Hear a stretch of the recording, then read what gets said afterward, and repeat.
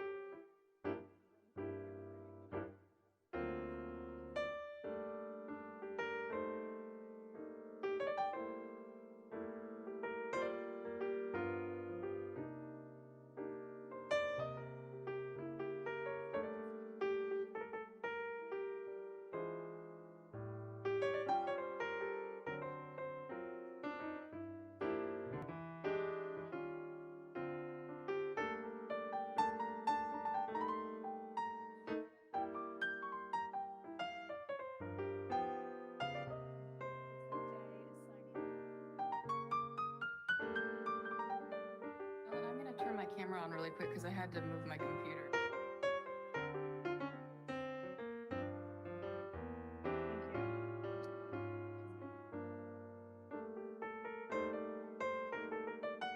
you mind testing your audio and webcam, please?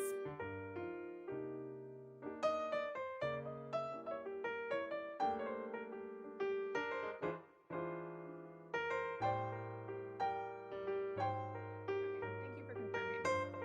So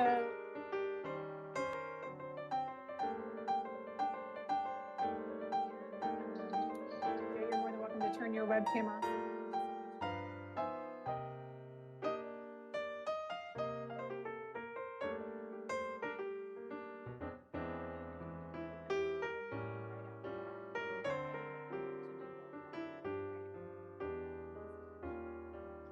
And then, of course, we have Timmy Bolton controlling the presentation. If you have any questions. The broadcast is now starting. All attendees are in listen-only mode.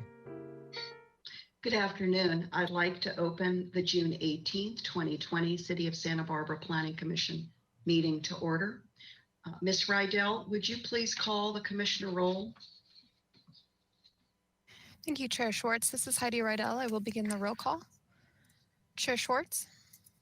Here. Vice Chair Wiscombe. Here.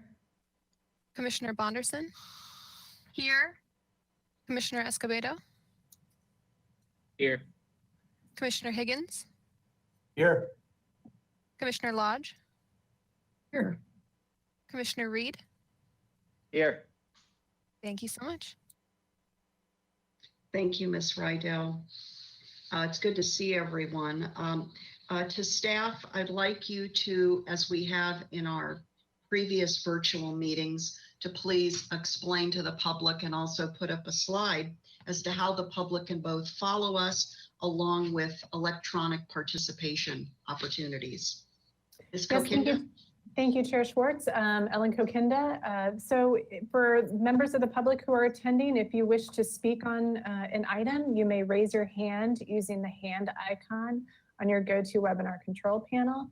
I will call your name and you will have 2 minutes to speak on that item. And that's pretty much it. So we'll be opening up for each item. Thank you. Thank you very much. To either Ms. Rydell or Ms. DeBusk, do we have any written public comment that has come in that perhaps we just want to identify by emails or letters by the name of the individual or the organization? I know we had a bit of a technical glitch recently, so I'd like to confirm for the public that we'll be using that process to reconfirm the receipt of their public comment. Anything from staff that's noteworthy? I'm not hearing anything from Ms. Rydell or Ms. DeBusk, so I'll just wait a moment to see if they have anything. Ms. DeBusk, please. Thank you, Chair Schwartz. No, we have not received any general public comment regarding anything on this week's agenda. And as you mentioned, we will be implementing a new process so that we can ensure that all planning commissioners have received public comments prior to the hearing. Thank you. Excellent. Thank you so much. I'm glad we have an improved process that's being implemented. At this point, I'd like to ask staff if there are any public commenters who would like to speak to the commission on items not on our agenda today. Thank you, Chair Schwartz. So right now we do not have anyone joining us by webinar, but people might be attending, just watching via City TV. So we don't have anyone to speak. Okay, very good. Let's go to our preliminary matters. Ms. DeBusk, do we have any requests for continuances, withdrawals, postponements, or addition of ex-agenda items? Madam Chair, we do not. Do we have any announcements or appeals? Chair Schwartz, there are no announcements and no appeals. Very good. So at this point, we're going to go to our consideration for action on a draft Planning Commission meeting minutes and resolutions. What we have before us today first are our June 4th meeting minutes. And I want to ask all of the commissioners first to please confirm that you have received and read the email originating from Vice Chair Wiscombe that came through Ms. Rydell that has significant revisions to our meeting minutes. And for full disclosure, Vice Chair Wiscombe and I discussed these. And as if you could please confirm for me, either put your webcam on or at least by audio, by affirmation that you have received and read. Thank you. Commissioner Lodge? I have. Thank you. Excellent. Thank you. Commissioner Escovedo? I have as well. Thank you. Great. Commissioner Higgins? I have. Commissioner Bonderson? We can't hear you. Can you put your mic back on, please? Yes, sorry about that. I have No. received it and I've read it. Thank you. Thank you. Commissioner Reed? Received. Thank you very much. Okay, so let's take a look then. I'm going to pause while everyone has this document in front of you. These are very important meeting minutes, and I want to again extend significant appreciation to Vice Chair Wiscombe for the tremendous investment of time and attention that she's given to the completeness and accuracy of our June 4th meeting minutes on the downtown focus package of AUD amendments. And before I turn it over to Vice Chair Wiscombe, I just want to remind both our commissioners and the public that our revised finalized meeting minutes that will be put in place by staff after today's hearing will then be distributed to the council's ordinance committee for their hearing this coming Tuesday, June 23rd.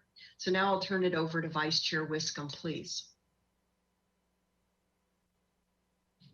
Thank you, Madam Chair. Can you hear me? Yes. Okay. I appreciate the introduction and the future steps of these, and that's part of the reason why I did this. I wanted to preface it by saying this is in no way, shape, or form a reflection on Ms. Rydell. I know that she uses a template to do meeting minutes. Sometimes that template works. In this case, I felt that the meeting minutes should really be in chronological order on the items that we specifically discussed all the way down the line, and on items where we did take a straw vote. I have a feeling that probably Ms. Metzger, when she goes to the ordinance committee, will show the same slide that we used to make our recommendations. So please, Ms. Rydell, don't take this as any way as a reflection of your ability to do meeting minutes. But so all I did was I went through the tape again, and I put these in chronological order of what we discussed. If there were dissenting votes, then I tried to accurately reflect the comments made. So we started with section 1, which was really the draft ordinance, and then we went to section 2, which is the municipal code section 150. And then we went to density, open yard, parking. We went to building height. Sorry, I missed building height. Parking, and then we discussed the three items in parking: in lieu, parking fee, unbundled parking, and parking maximum. And then we went to the trial period. And for the additional commissioner comments, each one of the commissioners supported the density increases in the CBD. So I basically deleted that because that was something that we had discussed up at the top of the slide. And I think I deleted anything else in the comments that really belonged in the section where we were speaking. So that's the format I came up with. You all had a red line version to show exactly where the track changes were, and the cleaned up version after the track changes. So I hope this helps, and that would be my proposal for the revisions. Thank you, Madam Chair. Commissioner Wiscombe, if I could just ask you, I'm not sure if I asked you if you had any proposed revisions to the maps that we received from Ms. Metzger that were in our package. The AUD maps. I personally don't have any requested revisions or corrections myself, but I just wanted to first ask you before we go to the rest of the commission. No, I think the only revisions that were made according to Ms. Brooke all belonged in Santa Barbara Municipal Code 30.150. So that's where all the changes were, and the maps remained the same. We did ask that and it is a type of map, but it's not, it's really in the municipal code. We did ask that there be a really parcel by parcel map of the changes that we did recommend for the open yard on both sides of Chapala and both sides of Anacapa Street for those parcels facing both Anacapa and Chapala. Okay. But very good. Okay, excellent. And before I go to Commissioner Higgins on these further revised meeting minutes, let me just ask Ms. DeBusk, if there are any questions on the map, do we have a staff member or are you on point, Ms. DeBusk, to identify or answer any questions regarding the maps that were provided to us as a part of the June 4th record? Chair Schwartz, I will do my best. And we also have Timmy Bolton, who may be able to offer some input. Okay, very good. So I'm going to, as I go to Commissioner Higgins, I'm going to ask Mr. Bolton to put back up on the screen the version of the proposed revised meeting minutes that Commissioner Wiscombe forwarded to us. Commissioner Higgins, we're looking first at her proposed revisions, right? And then you're going to ask questions or comment. Please go ahead. Well, as a question, they don't seem to be changing any of the content. This is kind of just a reformatting of the minutes, so it's clearer or more concise for council. Is that right? Commissioner Chair Schwartz and Commissioner Higgins, yes, that's correct for the most part. There are a couple places here in track changes where I actually clarified a comment made by a commissioner, or perhaps made it a little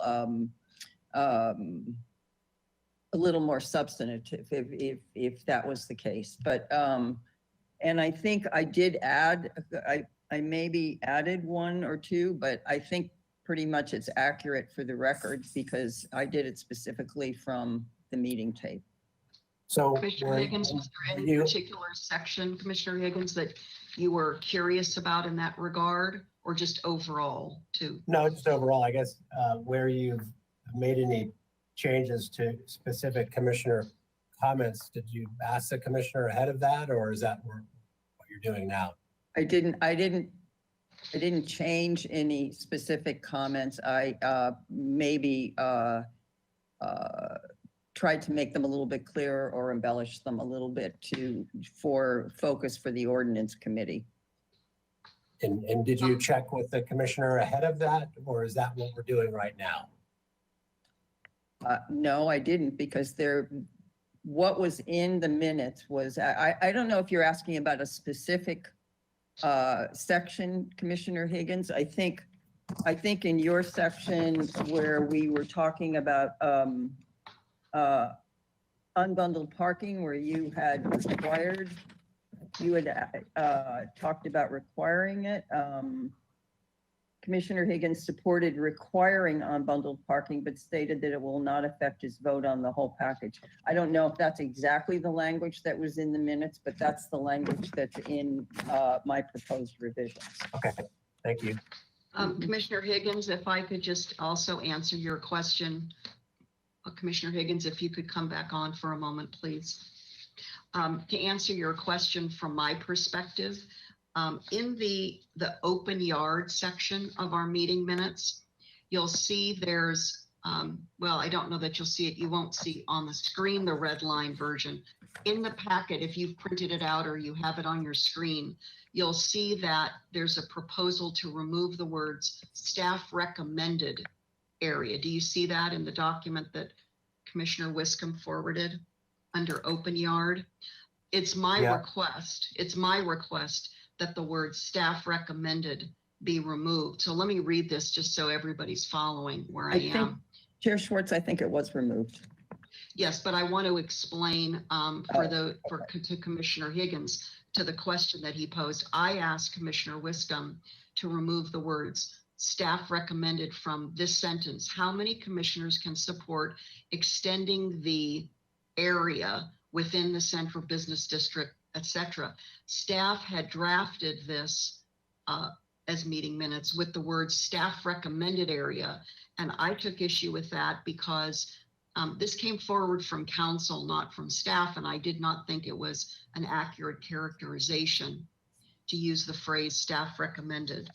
And Commissioner Wiscombe, I'm not sure. Let me just quickly scan this before we go to Commissioner Lodge. If I asked you to change anything else, we can always get to that a little bit later if necessary. Chair Schwartz, if I may add one more comment to Commissioner Higgins' inquiry, and that was, I do know that under open yard in that same section, I just noticed this, under individual comments,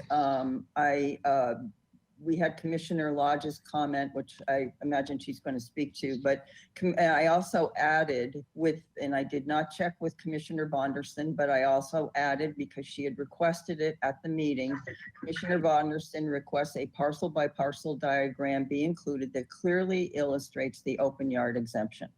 So that was an edit that I personally made. Thank you. And so as each commissioner comes online now to question or comment these revisions, please look carefully at any references to your votes, your comments. Now is the time today for us to make revisions that are the most accurately reflective of that. And then Commissioner Lodge, please.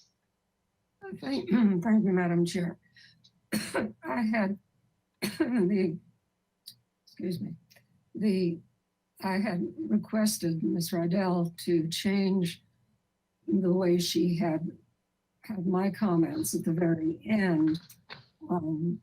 Excuse me while I move this up where I can see it on my screen.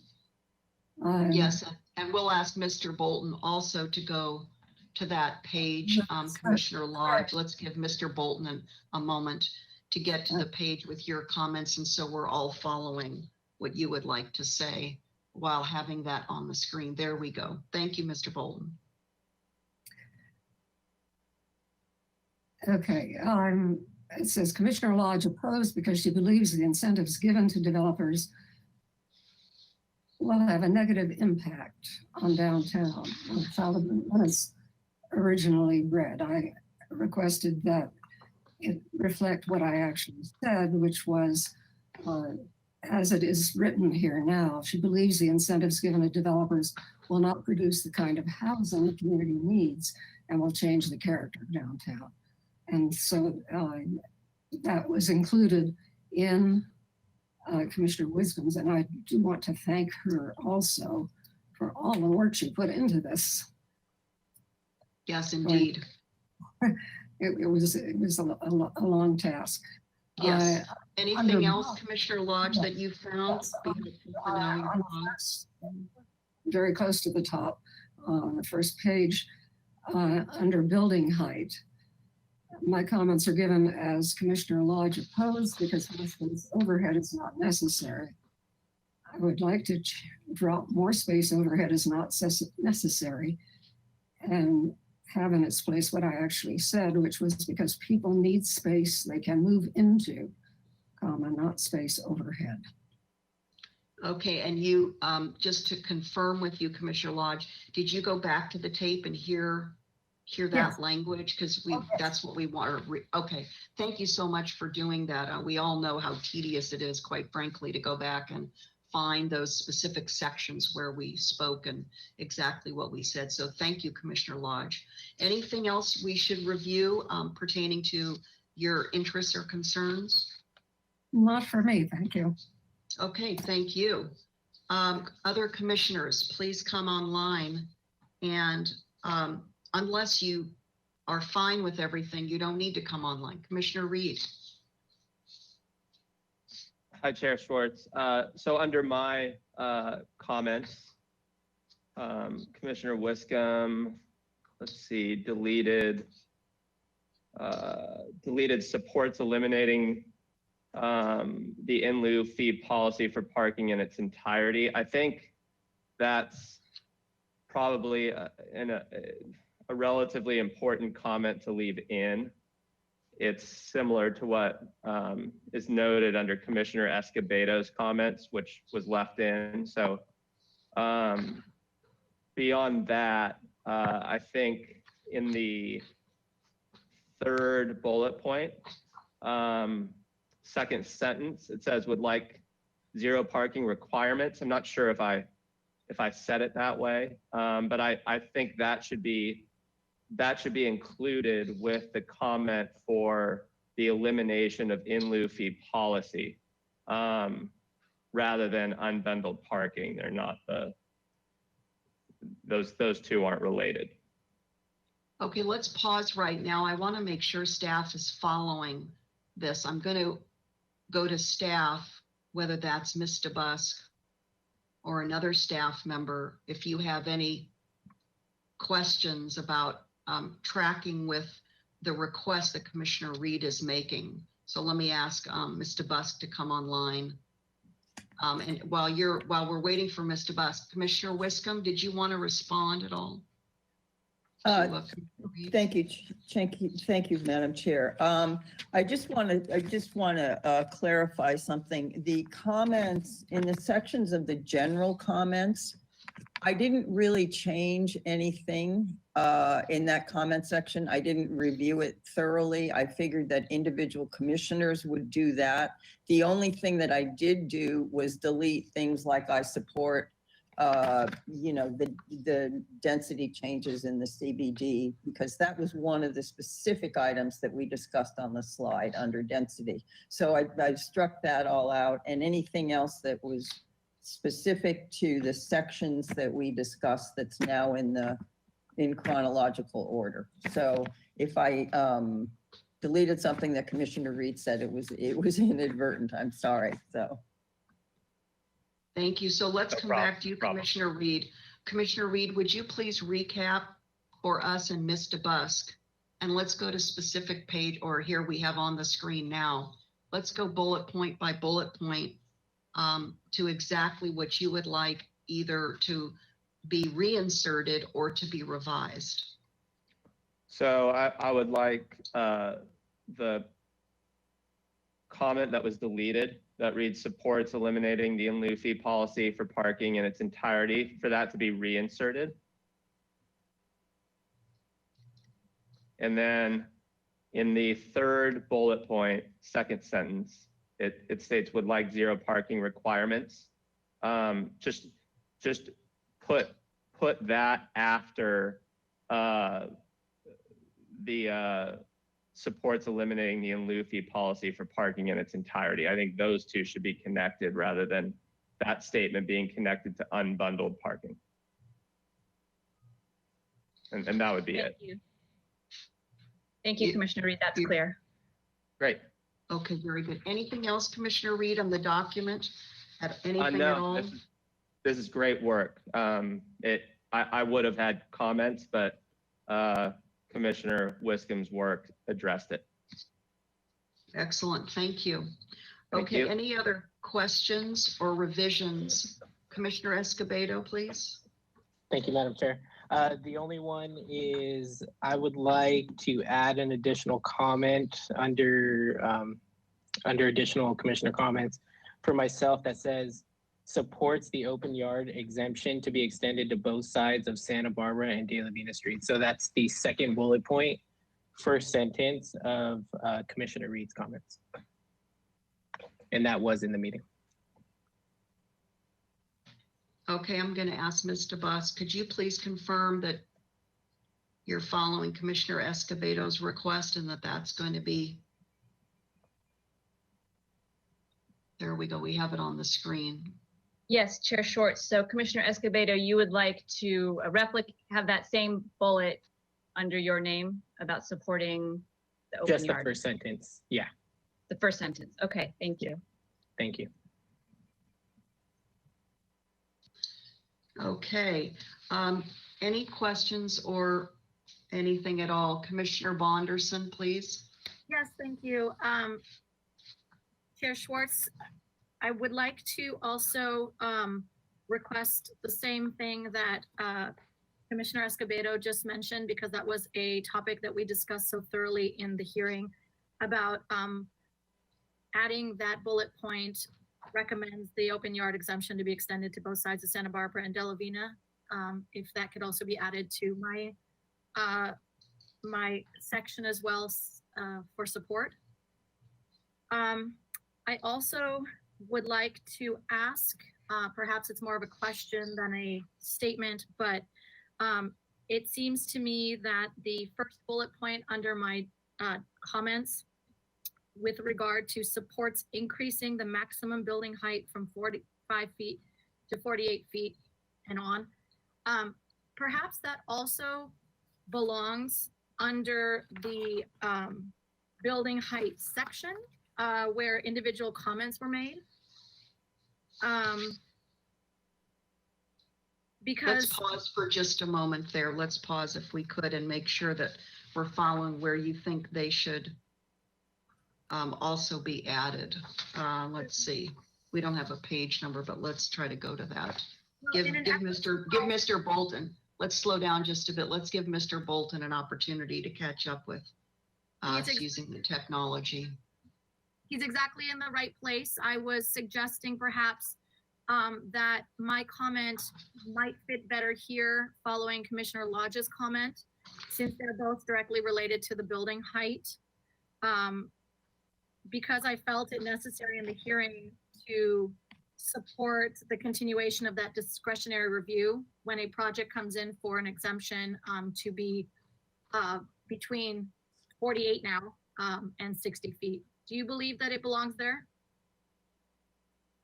Well, I want to first ask you, Commissioner Bonderson, is that, did you review the tape and is that what you actually said on the tape? Okay, let me come to Commissioner Wiscombe, since she's the reviser here, the author of.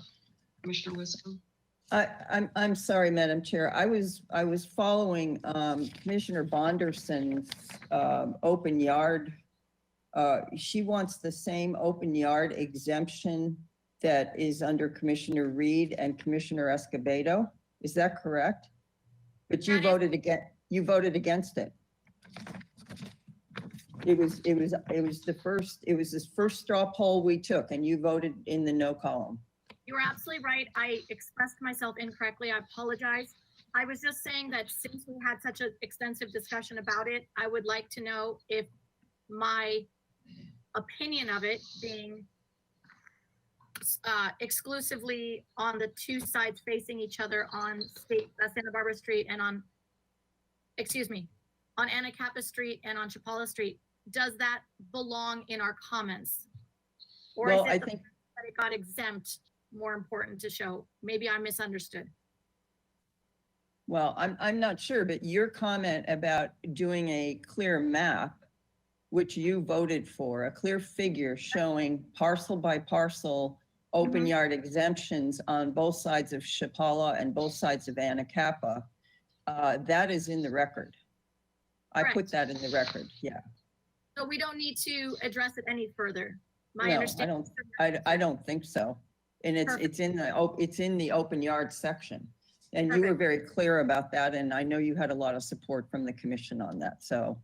So please- I wasn't following your next thing because I was busy, I was confused and was busy looking up from my copious notes of what your vote was on the open yard, because I didn't think you had voted for it to extend it, so I was wondering why you wanted that comment in there. No, you are absolutely right. Please excuse me for the confusion. I was asking a different question and I certainly did not communicate it properly, but you caught it and you got it and I appreciate it. We're done. Okay.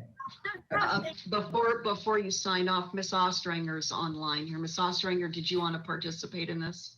Yeah, Chair Schwartz and Commissioner Bonderson, I just wanted to clarify, you were asking if one of your comments could go up into the building height section. I just wanted to wasn't clear if you said yes during that time you made that comment when we were in that portion, because that's where if it was made at that time, then it should certainly be put in there. So also maybe Chair Wiscombe, who's reviewed the tape so well, can speak to whether that Ms. Bonderson's comment was made in that section.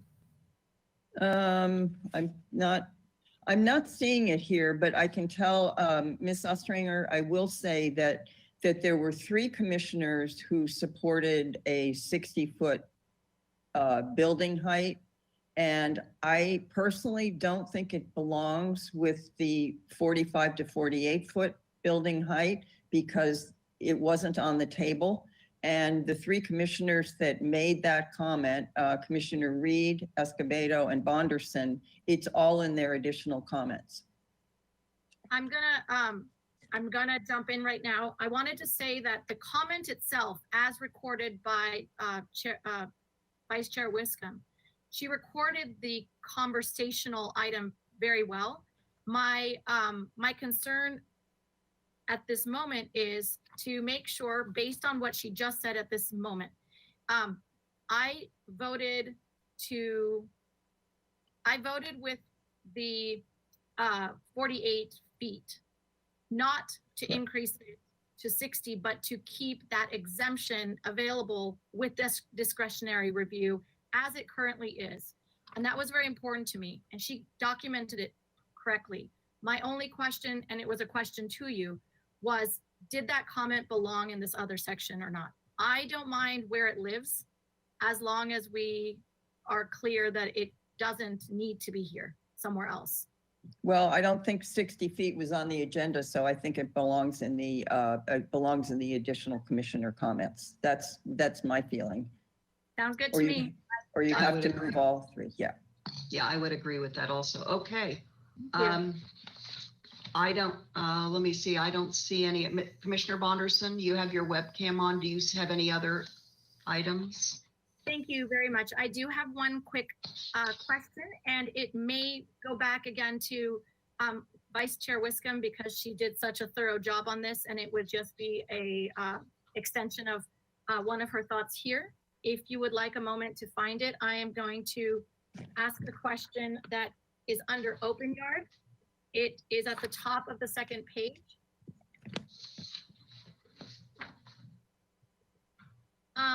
And you grabbed my comment and placed it here about requesting the parcel-to-parcel diagrams. It's spot on, thank you.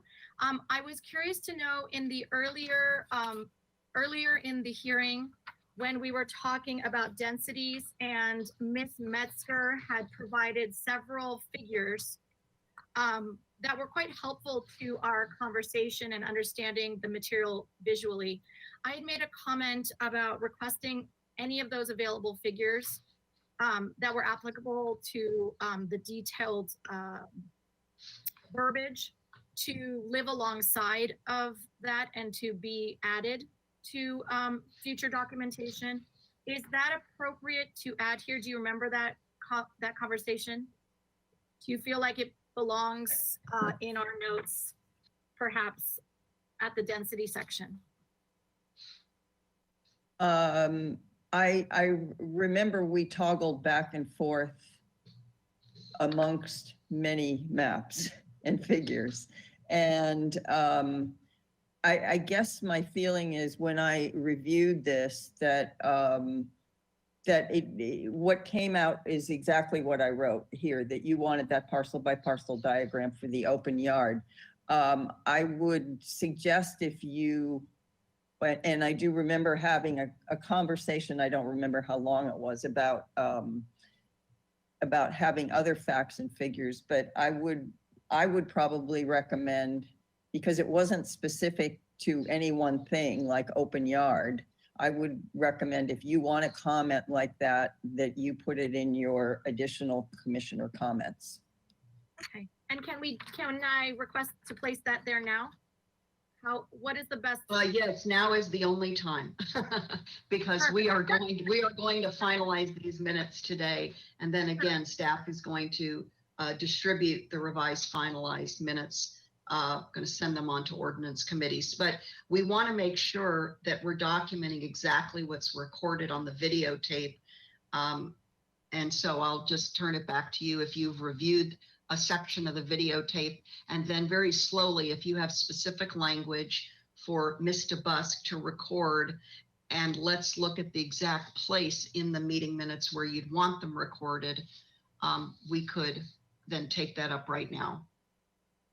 Commissioner Wiscombe, did you have anything else before? Yes, thank you, Madam Chair. I think because that was a pretty general statement when we were toggling back and forth amongst facts or amongst the figures in that belongs in the additional commissioner comments under Commissioner Bonderson's section, and not specific to not specific to density or anything else. Because that's a map, so that's going to be included anyway. That's a map change.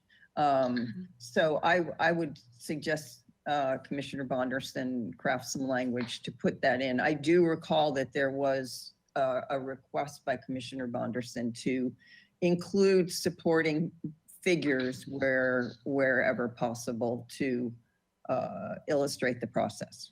Okay, so let's do this. I want to be efficient with our time today, not that we have a lengthy hearing ahead of us. But first of all, Mr. Bolton, you know which page we're on. This is page 3. It's not numbered as 3, but this is where the additional commissioner comments are located. And I just have one question to staff, and I don't know if this is to Mr. Busk or Ms. Ostringer. If I allow or we allow Commissioner Bonderson to work out the specific language with Mr. Busk under her additional comments on page 3 outside of this hearing, is that acceptable, or should we do the wordsmithing right now in the public hearing? Maybe Ms. Ostringer could help me with that. Yes, Chair Schwartz, commissioners, it would need to be wordsmithed right now. Okay. Thank you. Well, that's what I was thinking, but I wanted to check with our counsel. Okay, Ms. Bonderson, so do you have that language ready to go for? Excellent. Let's go ahead and do that. And Mr. Busk, I'm sure, is taking very careful notes. Back to you. Thank you, Chair Schwartz, and an additional thank you to Vice Chair Wiscombe. So here's my first take. If the words that I've chosen don't quite fit, please help me out. I wrote requests to include supporting figures wherever possible to graphically illustrate the material. That's very straightforward. Mr. Busk, you've got that noted? Can you just turn on your mic, Mr. Busk? Thank you. Yes, Chair Schwartz, we have that noted. Thank you. Okay, very good. Thank you, Commissioner Bonderson, so much. I don't see any other webcams on. I'm not hearing from any other commissioners about changes. I don't have any further changes, so let's go ahead then and wrap this up. And I'll just look to Mr. Busk to make these changes right away so that we can forward the revised, finalized June 4th meeting minutes and the maps to the Council Ordinance Committee. Very good. And I just wanted to suggest to all of us, to each of the commissioners, as these meeting minutes come forward, the draft meeting minutes, certainly on our more complex projects or policy items, it's really incumbent upon each of us, if we need to go back to the videotape, as cumbersome and as time consuming as that is, to check our own language. In this case, Vice Chair Wiscombe was very generous in spending her own time doing this, but I think we're going to have to really shoulder that, each one of us going forward. So let's keep an eye on that. Okay, now we're going to turn to the second item here. Let's just look at what we're going to review.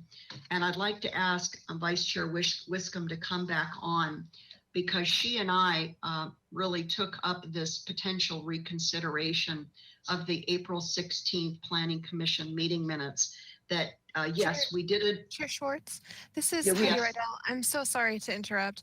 I do believe, and Tava and Allison can correct me if I'm wrong, that we need to take a vote to approve do. the Thank minutes you. with those Yes. changes. We need Thank to you. take a So vote. thank you, Ms. Rydell. I was just moving very swiftly on to our next item. So let's go to Ms. Rydell. Would you please call a voice vote for each of the commissioners on approving the now further revised June 4th, 2020 Planning Commission meeting minutes? Of course. Do we have someone to make that motion for approval in a second? I'll make the Commissioner motion. Higgins? Second, And I think I heard Commissioner Lodge as the second, if that was Yes. correct. There we go. Yes. Any further discussion on this before we ask Ms. Rydell to go to a full vote? Not hearing any further discussion, Ms. Rydell, it's back to you. Thank you so much. I will take the roll call vote now. And just so you know why I'm taking the roll call vote a little differently, we're going to be mimicking how City Council takes their roll call votes. So the chair will always vote last, and then I will go in the seating order of where you would be sitting if we were in the chamber, and then it will be a rotating order. So the same person isn't voting first every single time. But I'm kind of, since Commissioner Reed never has been able to sit in the hall, I'll be improvising a little bit, but just so you know, that's why the context of this vote will be a little different. He can Thank sit you next for to me, Heidi. explaining. All right. Thank you for that explanation, Ms. Rydell. Go ahead and proceed. All right, I will start with Commissioner Bonderson. Commissioner Bonderson? Aye. Commissioner Escovedo? Yes. Commissioner Higgins? Yes. Commissioner Lodge? yes. Commissioner Reed? Yes. Vice Chair Wiscombe? Yes. And Chair Schwartz?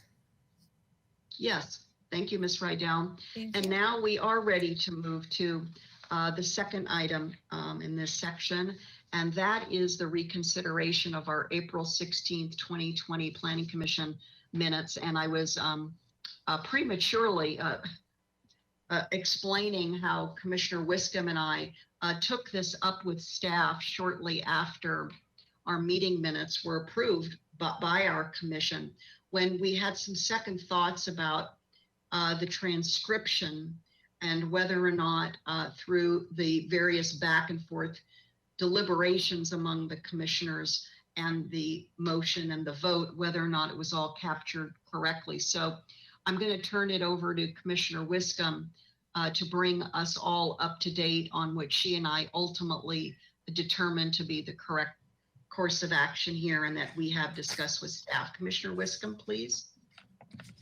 Thank you, Madam Chair. Chair Schwartz's depiction of what happened is exactly correct. And we're really talking about the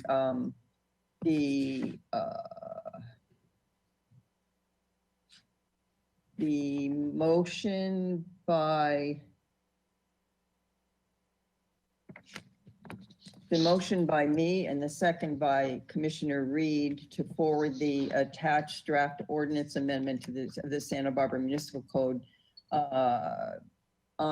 for short-term vacation rentals onto City Council, striking the clause 1 or striking clause I from section 1. And then the Planning Commission should take a straw poll on recommending to City Council to direct staff to draft an ordinance for short-term vacation rentals. So the intention of the second part of that motion was that the Planning Commission take up this work. And I initially reviewed the tape and used the word we, meaning the Planning Commission. Staff interpreted that as staff and City Council recommended to City Council that staff do it. And so when I re-listened to the tape and the explanation for the motion, it was no longer clear. So I'm glad we're having some motion making training today. I apologize for it, but in the end, after reviewing it 3 and 4 times, I believe that the minutes are accurate as written and would like to withdraw the item. Thank you. Thank you, and I'm in support of that as well. So any apologies that are due to staff that may have caused too much back and forth on this, please just know that we're looking to ensure that all of our meeting minutes are complete and accurate. And I think that they are satisfactory at this time. Ms. Ostringer, please. Yes, Chair Schwartz, I appreciate Vice Chair Wiscombe's diligence and looking at the tapes again, and I'm happy that we're having the motion-making item. I was just thinking, I think it's appropriate since it was placed on there. We do occasionally withdraw items, but that's at the request of applicants. I think a motion would be appropriate to withdraw this item. And perhaps Vice Chair Wiscombe would like to make that. So moved. Thank you. Second. Well, that was a lot of enthusiasm. Who came second? Was that Commissioner Lodge, or did I hear Commissioner Reed? Commissioner Reed was seconded Okay, it, very good. which is probably appropriate considering we were the two that made the original motion. So. Okay, so on the motion to withdraw, we have a first and a second. Commissioner Higgins, did you have your webcam on for discussion before we go to a vote? No. Okay, very good. So let's go ahead to Ms. Rydell, proceed with a voice vote on the rescinding of this with the motion, Wiscombe and Reed. Thank you, Chair Schwartz. I will begin the roll call vote now. Commissioner Escovedo, Yes. Commissioner Higgins, Yes. Commissioner Lodge, Yes. Commissioner Reed, Yes. Vice Chair Wiscombe, Yes. Commissioner Bonderson, Yes. Chair Schwartz. Yes, thank you very much. Thank you. All right, now I'd like to come back to sort of a second opportunity and asking Ms. Kokinda if there are any public commenters on items not on our agenda. Thank you, Chair Schwartz. We are still just, nobody is currently joining us, so I can hand it back over to you. Thank you. Okay, very good. It's a quieter day on the Planning Commission front.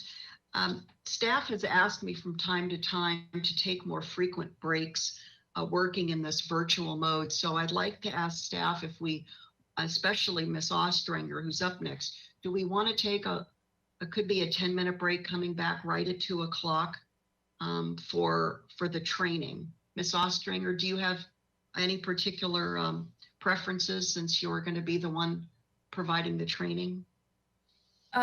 If we could take a simple 5-minute break so I could grab some water, I would certainly appreciate that. Very good. Let's do that. So I'm going to round it up. Let's come back at 1:55 and we'll proceed to our next item. Let's go ahead and have an official recess with the notice up. Thank you.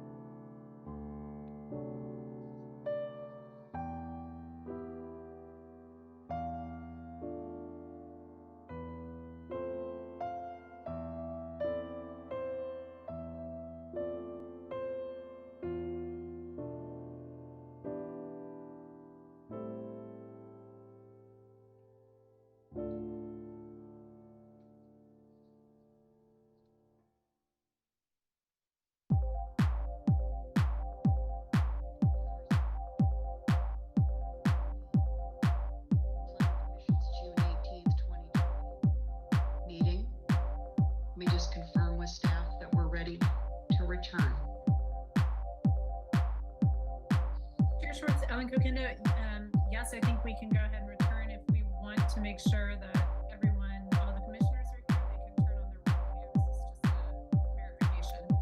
Let's do that. Thank you, Ms. Copind. I'm going to turn mine off for a moment.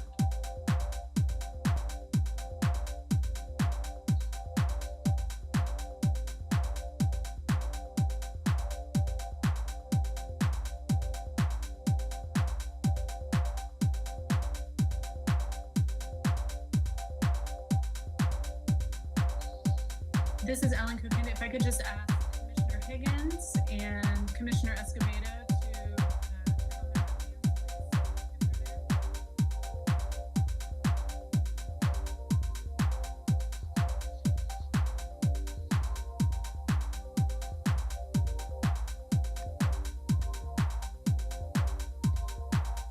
I think we're just waiting.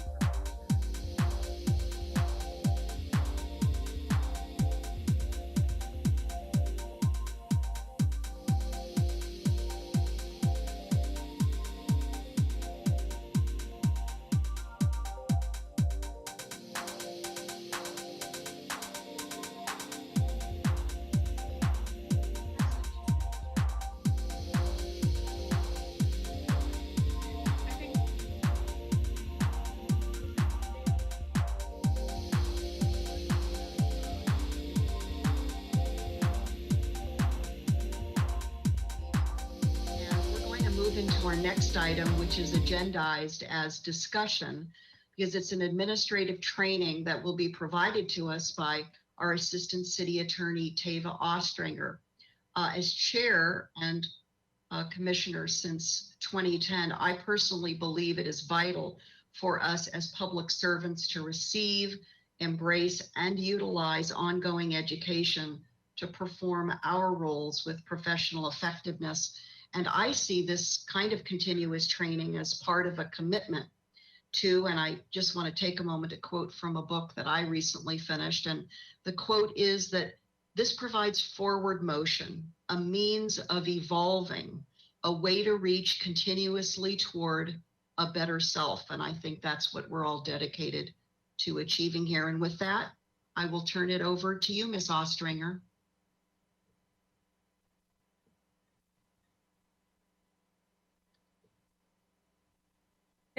Thank you, Chair Schwartz and commissioners. Mr. Bolton, if we could go to the next slide. So Chair Schwartz asked if I would give some motion making and findings and ex parte communications training with you all. And I'm very excited to do that because when I provide these trainings, I actually train myself as well. And when I take these deep dives, sometimes I learn things that we've been doing it a certain way, and perhaps that wasn't the way we should have been doing it. So I think it's helpful for all of us. I hope to do more training with you in the future. So if there's anything you think you'd like to learn about, let Chair Schwartz know and she can coordinate with me, and I will do my best to give you the training as my schedule permits, or maybe bring in Assistant City Attorney, Mr. Lusitana, to help me out in that regard. I also added on my own initiative a little training on the Ralph M. Brown Act with regards to transparency in serial meetings. I just felt that it went really well hand in hand with regards to transparency with regards to ex parte communications. So I hope that's a bonus for you. I also wanted to provide you with the sources of information that I used in preparing this training, so that if you have at your fingertips your own resources, if you have questions and I'm not available, there's a lot of good information that you can find on the website, in your own guidelines, city council guidelines, and the League of Cities, of course. And I appreciate Chair Schwartz for sharing with you the League's meetings and procedures. I wanted to take a minute to also let all of you know that we are beginning the process of revising your guidelines to bring them more current and reflect what is happening at the council level when they revise their guidelines. So you'll see changes. We're going to switch over to Rosenberg's rules of order. They're much simpler with regards to making motions and just understanding procedure than Robert's rules are. And you'll also see it will probably become consistent with regards to public comment timing, and we'll create a more robust ex parte communication section in your guidelines. Next slide, please. So with regards to the Brown Act training, I didn't want this to be a deep dive into Brown Act training. That would take too long. But I do think it's important when we're talking about ex parte communications to also talk about transparency and serial meetings, which are what's generally happening behind the scenes. So I wanted to provide you with this slide. I don't normally like to put in large code sections into my slides, but I think this one's really reflective of how the public was feeling in 1953 when they enacted the Brown Act. I guess at that time, there was a lot of closed door meetings. Decision makers were having those 3 martini lunches and deciding the public business without the public actually being present.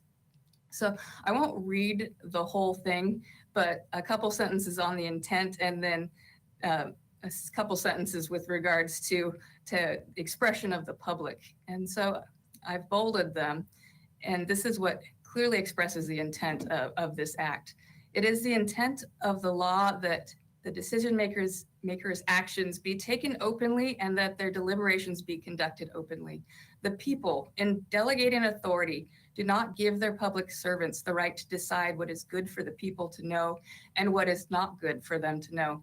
The people insist on remaining informed so that they may retain control over the instruments they have created. So I just wanted to share that with you because I think it's really powerful language. And the Brown Act is really what is allowing the public to trust us and know what we're doing and doing on their behalf. Next slide, please. Ms. Ostringer, if I could ask you, how would you like to handle questions from commissioners? Do you want us to pause after each subsection, shall we call it? My preference would be to let me get through the whole presentation. I know that's a little more burdensome on the commissioners because you have to take notes, but I think sometimes they lead the way they're presented. I tried to present it as how you would take a project, Brown Act stuff occurring before and during a meeting, ex parte communications before decisions, and then getting to your motions and findings. And I'm hoping it kind of lends to a smooth transition, if that's okay with the chair. Okay, that's fine. I just, that's just fine. Thank you so much. Please continue. Thank you. So there are, generally speaking, 2 ways that a Brown Act violation occurs. The first one is the one I think we're most familiar with and the public's most familiar with. And those are the discussions by the commissioners that occur at a public meeting and pertain to items not on the agenda.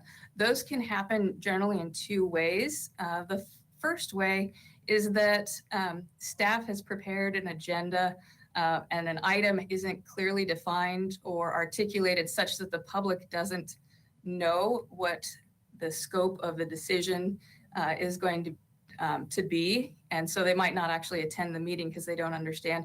In this case, if a discussion was held and a decision was made, and a challenge to that occurred and it was successful, the action would need to be reheard by the commission after the agenda had clearly illustrated what the decision was going to be. The second way this occurs is when the item has been properly agendized and described, but in the course of and scope of the discussion, it tends to veer off, to a topic that may not have been on the agenda, and sometimes it goes so slowly and so subtly that we don't notice it until we've kind of dug in. And that's another way of a Brown Act violation. And so we try and keep away from those, but sometimes they're hard to spot, even though it seems like it should be obvious. The second way that a Brown Act violation occurs it's not necessarily within the public view. And those are the discussions and deliberations that are taken by a majority of the members of the commission or a legislative body that occur outside of the public meeting. And they can include a series of communications of any kind, either by the commissioners themselves or through intermediaries. And they pertain to any item that's within your subject matter jurisdiction. And there's two ways this can happen as well. The first way is the, let's call it the 3 martini lunch decision-making scenario, where a majority of the decision makers just get together and hash it out. The second way are called serial meetings, and these are subtle and they're really hard to spot or know they're coming. Next slide, please. So how do they occur? They occur again in 2 ways. The first scenario is called the daisy chain. And under this scenario, a violation occurs when one commissioner communicates with another, that commissioner then communicates with the other commissioner, and then so on until you've got a majority of the commissioners communicating and discussing an idea.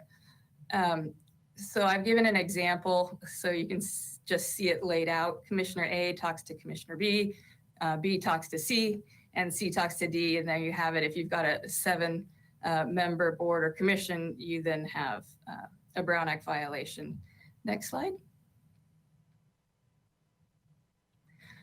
So the second way that these serial meetings can occur is called the wagon wheel scenario. And the wagon wheel involves between 2 and 3 scenarios. The first scenario is a commissioner, Commissioner A in this case, who's going to act as the hub of the wheel, contacts Commissioner B, C, and D. So you've got the spokes going out from a single commissioner, and you've got a majority of them discussing an item. Now, B, C, and D may not know that they've just violated the Brown Act because they don't know who Commissioner A has been talking to. The second scenario is a staff member, executive staff member, secretary, on behalf of a commissioner is functioning as an intermediary and sequentially contacts and communicates with a majority of the commissioners. So then, even though the commissioner, him or herself, has not actually engaged in the communications, because they've elicited an intermediary to act on their behalf, a Brown Act violation has occurred. Next slide, please. So there's another semi-wagon wheel scenario. And this is, you'll see this more, I think, in council, where executive staff, a city administrator or someone else is meeting, a single person is meeting with the decision makers informally before a meeting. And that's fine, but if this executive officer inadvertently expresses an opinion of another commissioner, you've then effectively communicated a message to the majority of the commissioners, and you'll have a Brown Act violation. And in this case, it's not the commissioners actively violating the Brown Act, it's staff facilitating a violation of the Brown Act on their behalf. Next slide. So as you can see, it's not always easy to see when these are happening, particularly because you don't know who's talked to whom. But I wanted to just express to you, that doesn't mean that you cannot talk to commissioners and staff. With commissioners, you just have to make sure and exercise care and discretion that you don't create a majority conversation amongst yourselves. And with regards to staff, please ask questions. We want to hear from you, and we understand that it's your duty as public officers to inform yourselves before you make these important decisions.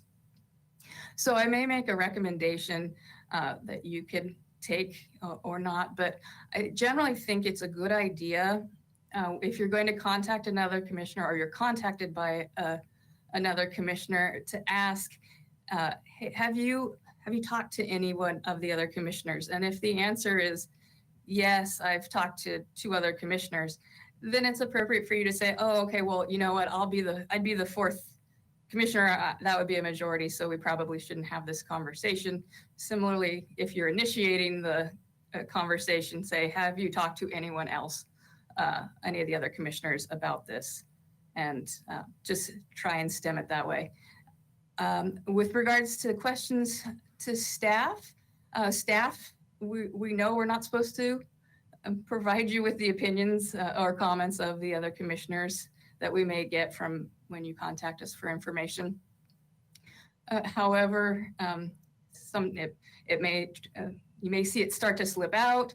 If a staff member forgets, please feel free to just remind the staff, hey, I don't really need to know what their opinion is. I'll hear it in the chambers. So thank you very much. Next slide. Okay, so moving on to ex parte communications.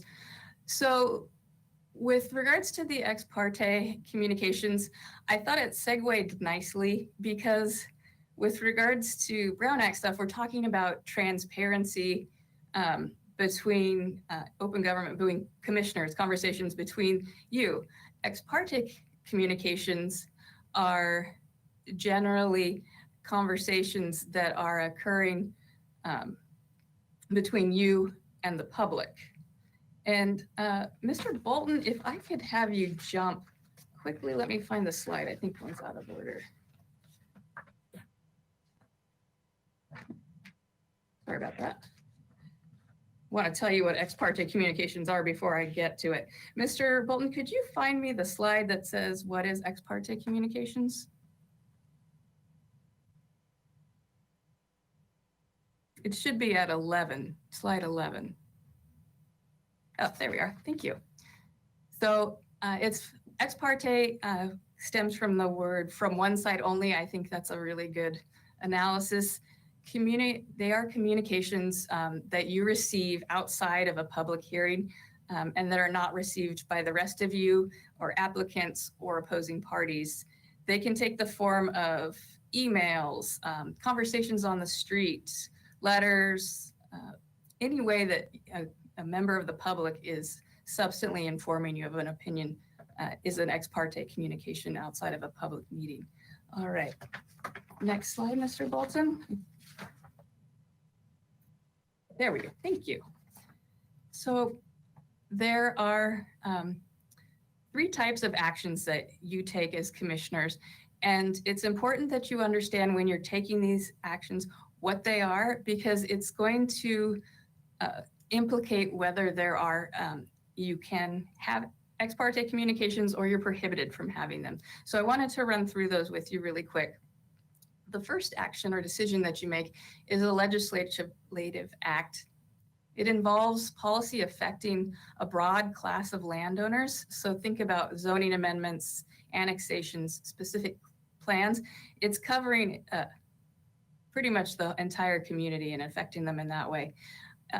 Usually, I was trying to think of a legislative act that you took on your own, and I couldn't come up with one there. I'm sure there is one, but usually the policy decisions that you're making are recommendations to council, but that is still a policy affecting a broad member of the community. Then we have our quasi-judicial acts, and these involve individual projects that are requesting a discretionary action. So we have your appeals, conditional use permits, variances as examples. And so these are specific to a single property. And then you have your ministerial acts, and these are approvals where you have no discretion. As long as the request meets certain conditions, you have to approve the project or the permit. One example is approval of a final subdivision map. If the conditions of the tentative map are approved, then you approve the final subdivision map. Next slide, please. Okay, Mr. Bolton, could we go back to the slide that says, why is this distinction important? So this distinction is important in understanding what action you're taking of those three actions, because it implicates whether you are allowed to receive private communication from the members of the public. Quasi-judicial actions or decisions you are to avoid and are prohibited from receiving ex parte communications. That's because these implicate private property rights that are afforded procedural due process protection. These procedures that are in place are intended to provide a level playing field for everyone, so that everyone is getting the same information at the same time and is informed in the same manner when they make the decision on this single piece of property or several pieces of property, but not affecting a large scope of the community. The reason that it's important to distinguish quasi-judicial acts and legislative acts, are we doing policy decision or are we doing a single property, is with legislative acts, we want to hear from the community. You can inform yourself how you will, and they're done to protect the health, safety, and welfare. So they're not implicating any constitutional private property protected interests. Next slide, please. And we should go, Mr. Bolton, just so you know, what do your guidelines say? And then I think we'll be right back on track. Thank you. So I consulted your guidelines to see what they said about ex parte communications, and I was a little disappointed. I would have liked to see a little bit more in there, but we'll be changing those. So you'll find those in section 2, E and F, and I've put them up here for you to look at. And I did remove a couple sentences. It doesn't change the substance. I just didn't want to bog you down with this. So your guidelines tell you that you should avoid private discussions of proposed or pending projects. No, it doesn't say what the project is, but as we just discussed, it's really intended to mean those quasi-judicial actions. And then you're going to make your disclosure at the public hearing on the matter. And you should disclose the receipt of the information that was received by letter, telephone, or in person, and we'll add email. Note that it does not say disclose who it's from, but you should. And then this F is really meant to talk about when you receive a private email or a private correspondence. Not everyone member of the public knows that they should really be sending this to the Planning Commission secretary. And I know you all, it happens to you all, you get this email. If you feel it's necessary, you can let the person who sent it say, you know, hey, I really can't talk to you about this matter. Thank you, I'll be sending your email or letter on to the planning secretary so it can be disclosed to everyone else. So please do send that, whatever you received, to the Planning Commission secretary so that she can make it available to the public, and the other commissioners will have the information that you had as well. Next slide, please.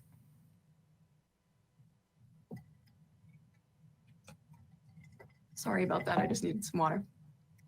So since there wasn't a very robust discussion on ex parte communications, I moved to the council guidelines. I think this will be informative for you. We will be moving this way, and it is appropriate. So you can take this as guidance and use it for now. I like the way the policy to avoid ex parte communications is written. It says ex parte contacts are substantive, oral, or individual written communications concerning quasi-judicial matters that occur outside of the notice public hearing. You should avoid and discourage ex parte contacts if at all possible. And I think that's really good. I like the addition of the word substantive comments. You don't need to disclose something that's not substantive, that really isn't intended to sway your opinion in any way. So if you meet your neighbor on the street and they say, hey, I see this De La Vina project is coming, you know, wow, that's a big one. I can't wait to see what you do with it. You don't need to disclose that. And then we move to the disclosure of the ex parte contact. Say you did feel that you talked with someone that it did have some bearing, and you felt that the other commissioners would need to know or know that you had received the information, you will disclose the contact, who it was that you talked to, and then the substance of the information. And you're going to do that at the start of the public hearing. And we should, as a practice, I'll try and start reminding myself, if Chair Schwartz doesn't remember, when we have these quasi-judicial actions, to just ask at the beginning of the hearing if anyone has had any ex parte contacts that they need to disclose. And the council guidelines actually provide that really excellent example at the bottom that you can use if you want to see how you should make these disclosures. And as you can see, they can be generally very simple. Next slide, please. Okay, so we're moving on to making motions. Next slide, please. Anyone can make a motion, including the chair. Yes, even the chair. I know there's this common misconception that the chair or the mayor can't make the motion. Since they are voting members of the body, so long as there's not a guideline in place that says they cannot make motions, they may. They generally should not, unless they've determined that no one else on the commission or the council is going to make that motion. And then it's appropriate for them to make the motion. The reason it's something that we wait to see with regards to whether the chair should make it is because the chair controls who speaks and generally when they speak. So it would be inappropriate for a chair to hijack a meeting and jump in and make a motion before any of the other commissioners had a chance to either discuss the issue or make a motion that they felt they wanted to do. And then pursuant to your guidelines, the motion can be made after all the commissioners' discussion is complete. And then this is something that I didn't realize, but I think it's great. It says, and then the motion should be clearly restated by the chairperson before the vote. So we do this sometimes, but I think we should try and consistently do this. And it doesn't mean that Chair Schwartz needs to be the one that restates the motion. We can satisfy this obligation by asking Ms. Rydell, or whoever is the Planning Commission secretary at the time, to read back the motion. Since she's taking notes in real time, it's a little bit easier for her to do it than the chair or vice chair to do it at the time. Next slide, please. Okay, this is kind of basic 101. I'm not intending to bore you with it, but it leads to a really good point I wanted to make. So obviously making a motion is a two-part process. The chair recognizes you, and then you request to speak and proceed with a motion. The second step is the motion is made using the language, I move. And then if there's a second, it's live and for debate on the floor. The reason I wanted to bring it up and pose it this way is because I think we're skipping, in a way, the first step. The first step should be when someone's recognized to say, well, let me back up. We generally say, I would like to make a motion. And then we just say the motion and without the words, I move. And really what we need to do is back up and say, Chair, may I make a motion? Or I would like to make a motion, and not continue with what that motion necessarily is. Give the chair the opportunity to say, yes, please go ahead. This is a great time for a motion.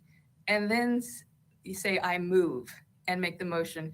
And the reason I want to try and get this practice underway is because I found that when we go with, I would like to make a motion, and then the motion, whatever that motion happens to be, is said, it's not always clear whether the person intended it to be the motion or they just wanted to say, I want to make a motion in the future. Right now, I'm just trying to see if you all would buy into this if I go ahead and do it, but I may not want to stick my neck out for this motion if no one's going to back me up on it. So I think this will kind of clear that up. It also will cue in the commissioners' minds when someone's requesting it, and then you hear the words, I move. It's, yes, we're good. This is a motion, a formal motion. And it's not a straw poll either. So I just think that's a good practice. I'd like to work with the chair on if she's amenable to that. Next slide, please. So there's three basic motions. You have your first motion, the basic motion, which is your original motion. Then you have your friendly motion, a motion to amend, and then you have substitute motions. Next slide. Motion to amend and a friendly motion and a friendly amendment is generally the same thing. It's a matter of how you get there. So a friendly motion to amend is one that is made to facilitate a compromise to get a majority of commissioner votes on an existing motion. Here's one thing that I learned in my education for you is that Robert's Rules of Order state that once that motion has been made, the original motion, it belongs to the body as a whole. And so it can't be amended unless if all the commissioners agree on it. So if the chair needs to ask then everyone, is there any objection to this proposed amendment? And if there's no objection, then it's just automatically adopted. However, if even a single member objects to it, then the person proposing the friendly amendment needs to then make a formal motion to amend, requesting that that amendment be added to the original motion. And if a majority of the commissioners agree that it should be added, then it is then adopted. So if there's an objection to a proposed friendly amendment, then you move on to the motion to amend step. Next slide, please. Substitute motions are different than motions to amend because they're intended to do away with that basic motion on the floor, whereas as we talked about, really the friendly amendments or motions to amend are just there to tweak that ordinance enough to get support from the rest of the body, whereas a substitute motion is trying to do something entirely different. Sometimes motions to amend are made, and it's hard to tell, was that really a motion to amend or is that a substitute motion? If that question comes up, it's up to the chair to decide whether it's a motion to amend or a substitute motion. So if it was made as a motion to amend and the chair decides it's not, the chair can say, you know, I think that's a substitute motion. Would you please redo your motion and we'll take it as a substitute motion. The reason this distinction is important is because when a substitute motion is made and discussion is over, the substitute motion is voted on before the original motion. So you have to take that item up first. So if the substitute motion gets in a majority of vote, then the original motion just dies. If the substitute motion dies for lack of a majority support, then you go to the original motion and you'll vote on that motion. Next slide.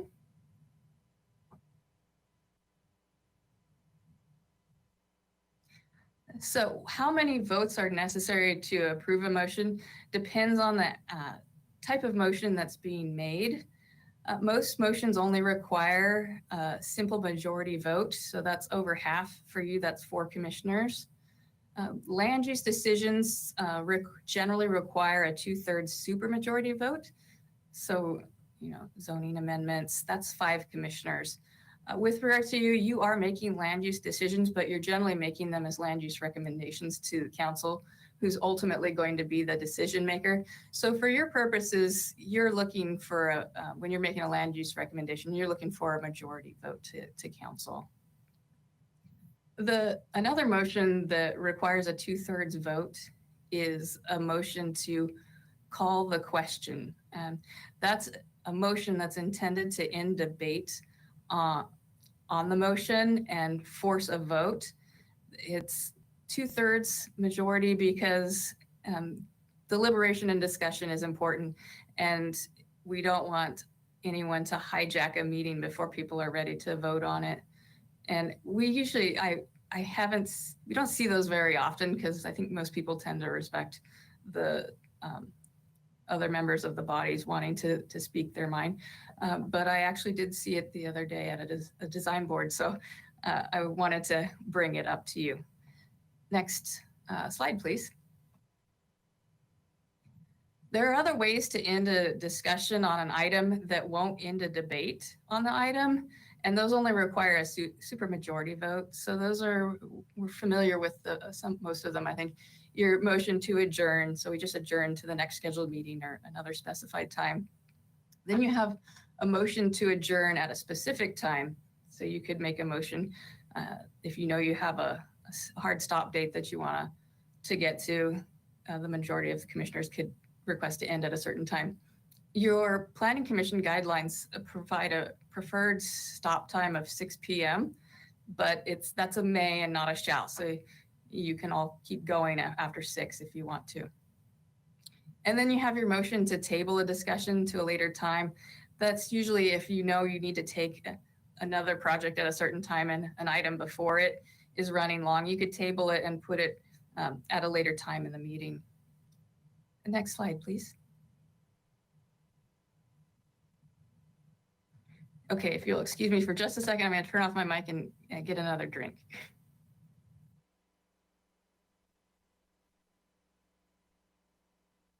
Okay, so the findings. This is what's going to go with your motion. They are written explanations that accompany a motion to explain to the public why you can and did make the decision. When making the findings, you're looking at, are there sufficient facts and evidence in the record presented to grant an approval of a requested action? And then those findings are put in writing and they become the backbone to a legal challenge to your decision. This is what, among other things, written evidence, the judges will look at. They're going to go through your findings and say, is there evidence to support that what you found actually is true? And so we want them to be detailed. And also I should mention, you need to have findings if you disapprove or you can't make a finding. You simply have to say, we can't make this finding and that's why we can't approve this project. Next slide, please.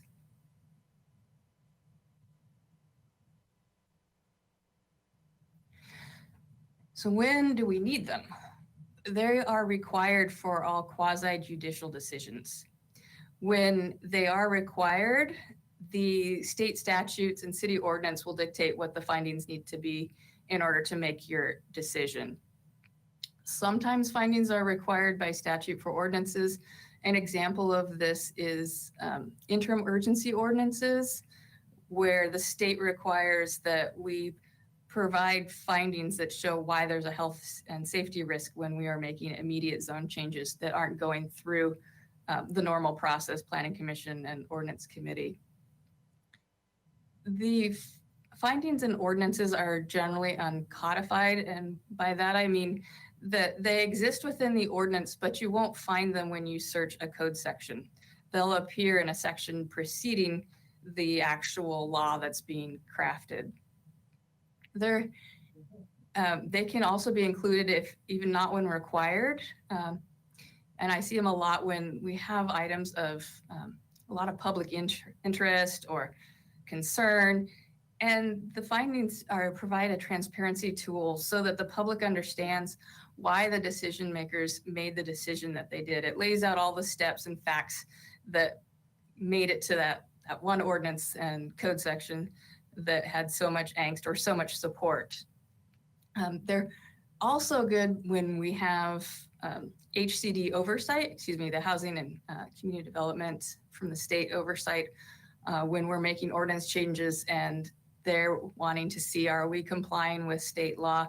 We put some findings in so that they can just simply say, this is why we know we're compliant with state law and we can do what we can do. Also, they're great for future decision makers and the public, because times change and circumstances change and ordinances need to change too. So when we have the findings in an ordinance, it allows the future decision makers to look back and say, okay, well, we don't have the same circumstances that warranted this particular ordinance or this particular statement.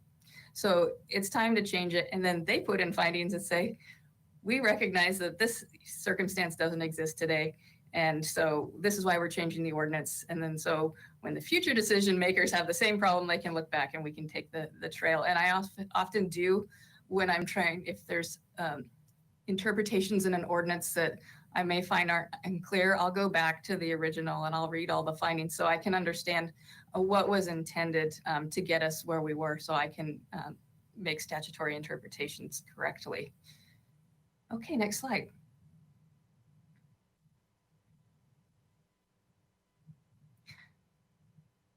What should they include? And this is really important. This is what gets you to protecting your decisions from an appeal or from a writ of mandate in a court when someone wants to go to the judge and say, we shouldn't have made the decision that we did.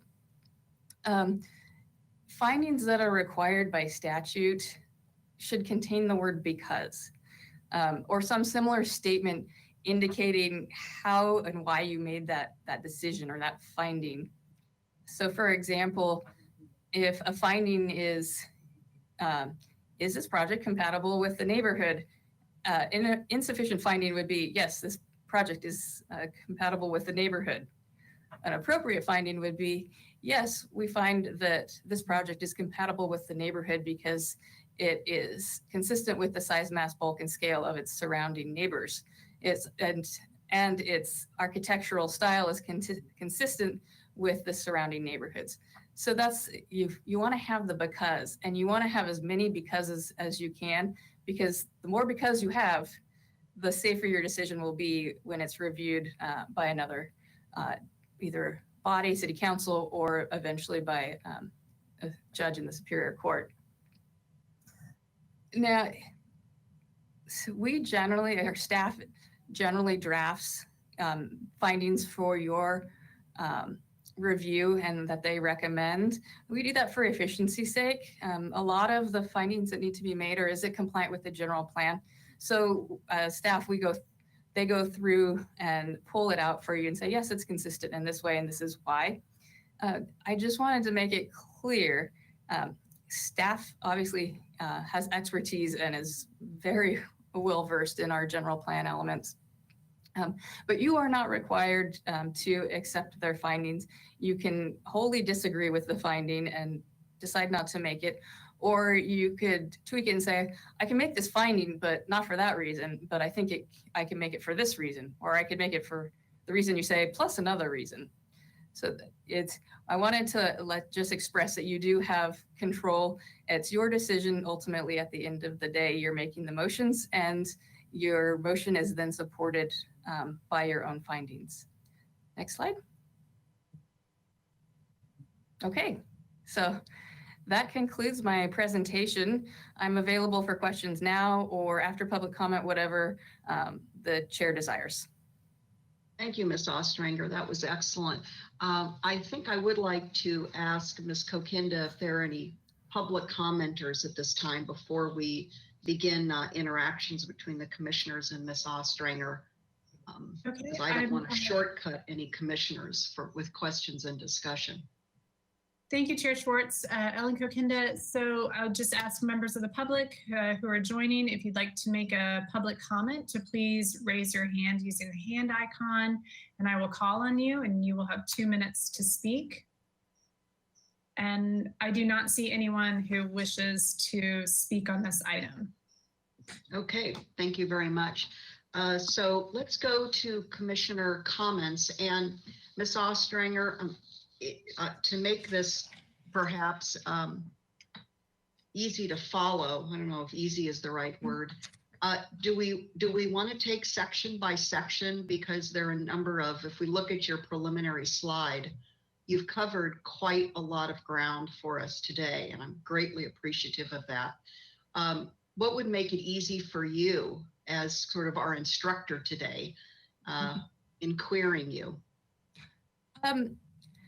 I suppose, I think you're right. Maybe taking it section by section would be a good way to go.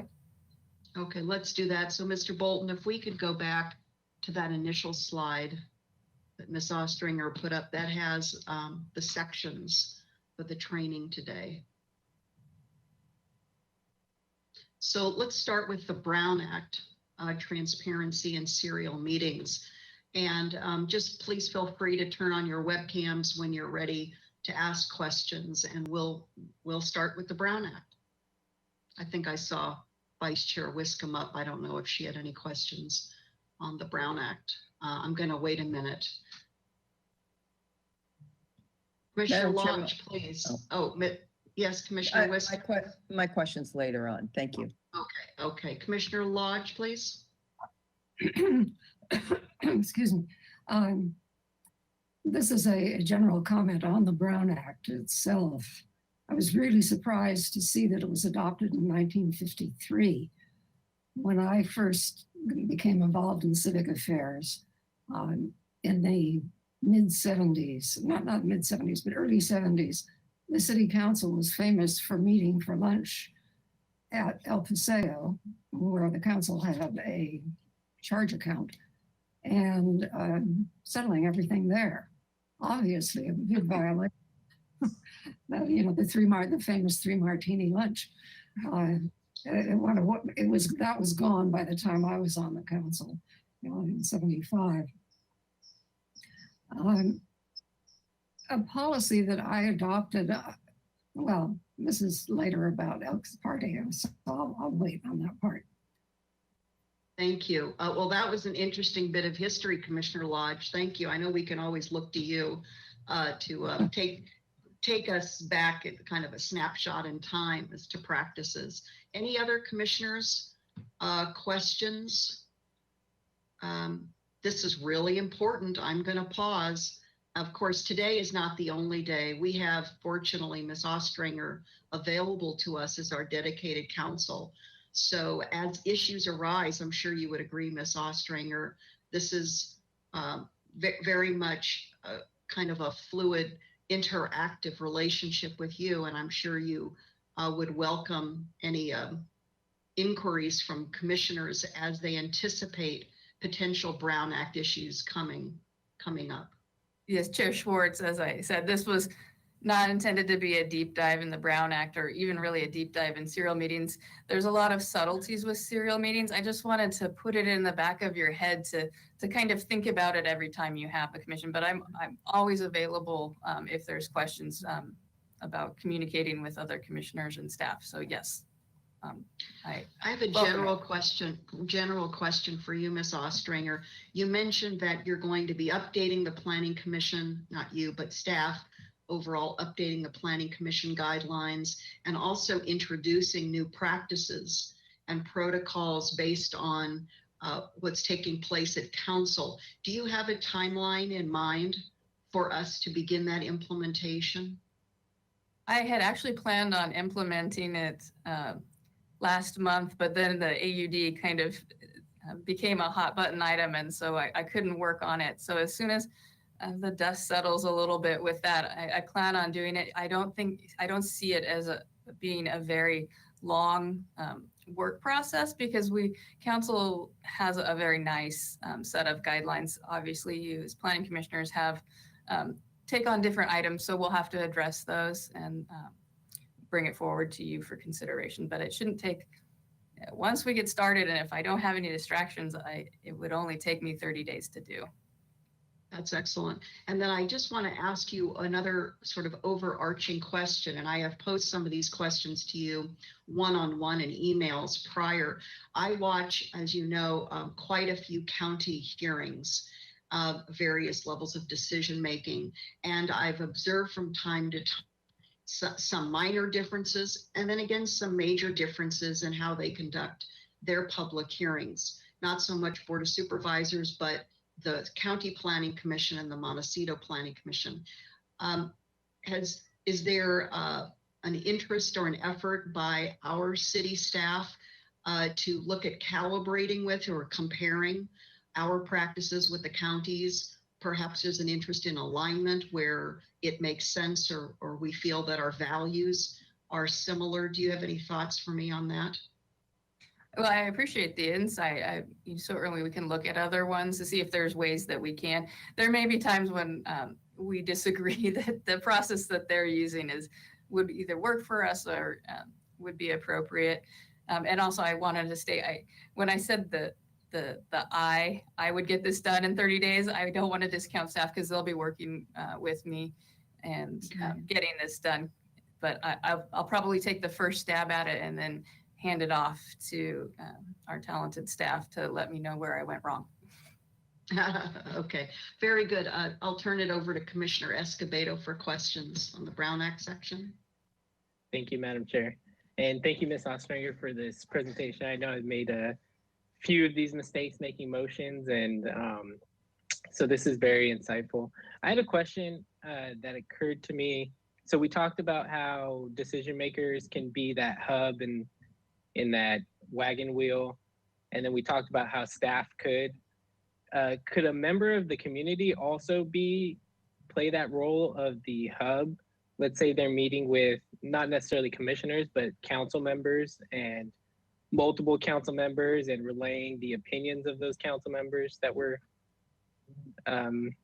expressed in those conversations? You pose a really good question, and I bet there's case law on that. I could see that there would definitely be a problem if you meet with one person and they said, these other three commissioners said this, that they're going to vote this way. I could see that we might have a problem there. I'd want to look at our case law to say yes or no definitively, but for the same reason where when we talked about that third kind of wagon wheel scenario where it was the executive staff member who was unwittingly doing it, I could see it being a similar problem. But okay. But luckily, most of your decisions are quasi-judicial, so you shouldn't have ex parte communications anyway, and so it shouldn't be a problem. Awesome. Thank you. Ms. Ostrander, I have a question for you. We're such a small community, and we all sort of have many points of interaction professionally, personally in the community. And oftentimes I have found myself on the receiving end of not an opinion related or a position related question, but for the public's education, they also often have process questions. And some legal counsel that we've received in the past is that it's appropriate to separate assisting or guiding or advising the public on how to interact with the city or where they can go as a point of entry, to make a process more efficient, but that's not the same as a commissioner expressing an opinion or a viewpoint on a project, on a policy. Do you see this sort of differentiation being meaningful at all in terms of sort of our do's and don'ts, so to speak? My answer, the lawyerly answer is it depends. It really depends on the facts and where this applicant is in a process. I mean, is it so theoretical at this point that, you say, this is what you would need to do, this is what it would look like for you. That also could be maybe a possibly conflict of interest issue that we'd want to look at, which I definitely don't want to get into here. But if it's something like, they're coming to you right before the hearing and they want to know how to do something else or how to, hey, would this, if we didn't do this, but we did that, would it be more supportive? Definitely don't want to go there. Right. Okay, very good. I don't see any other webcams on for the Brown Act. I'll wait just a moment. Maybe we're ready to go to our next section on the training.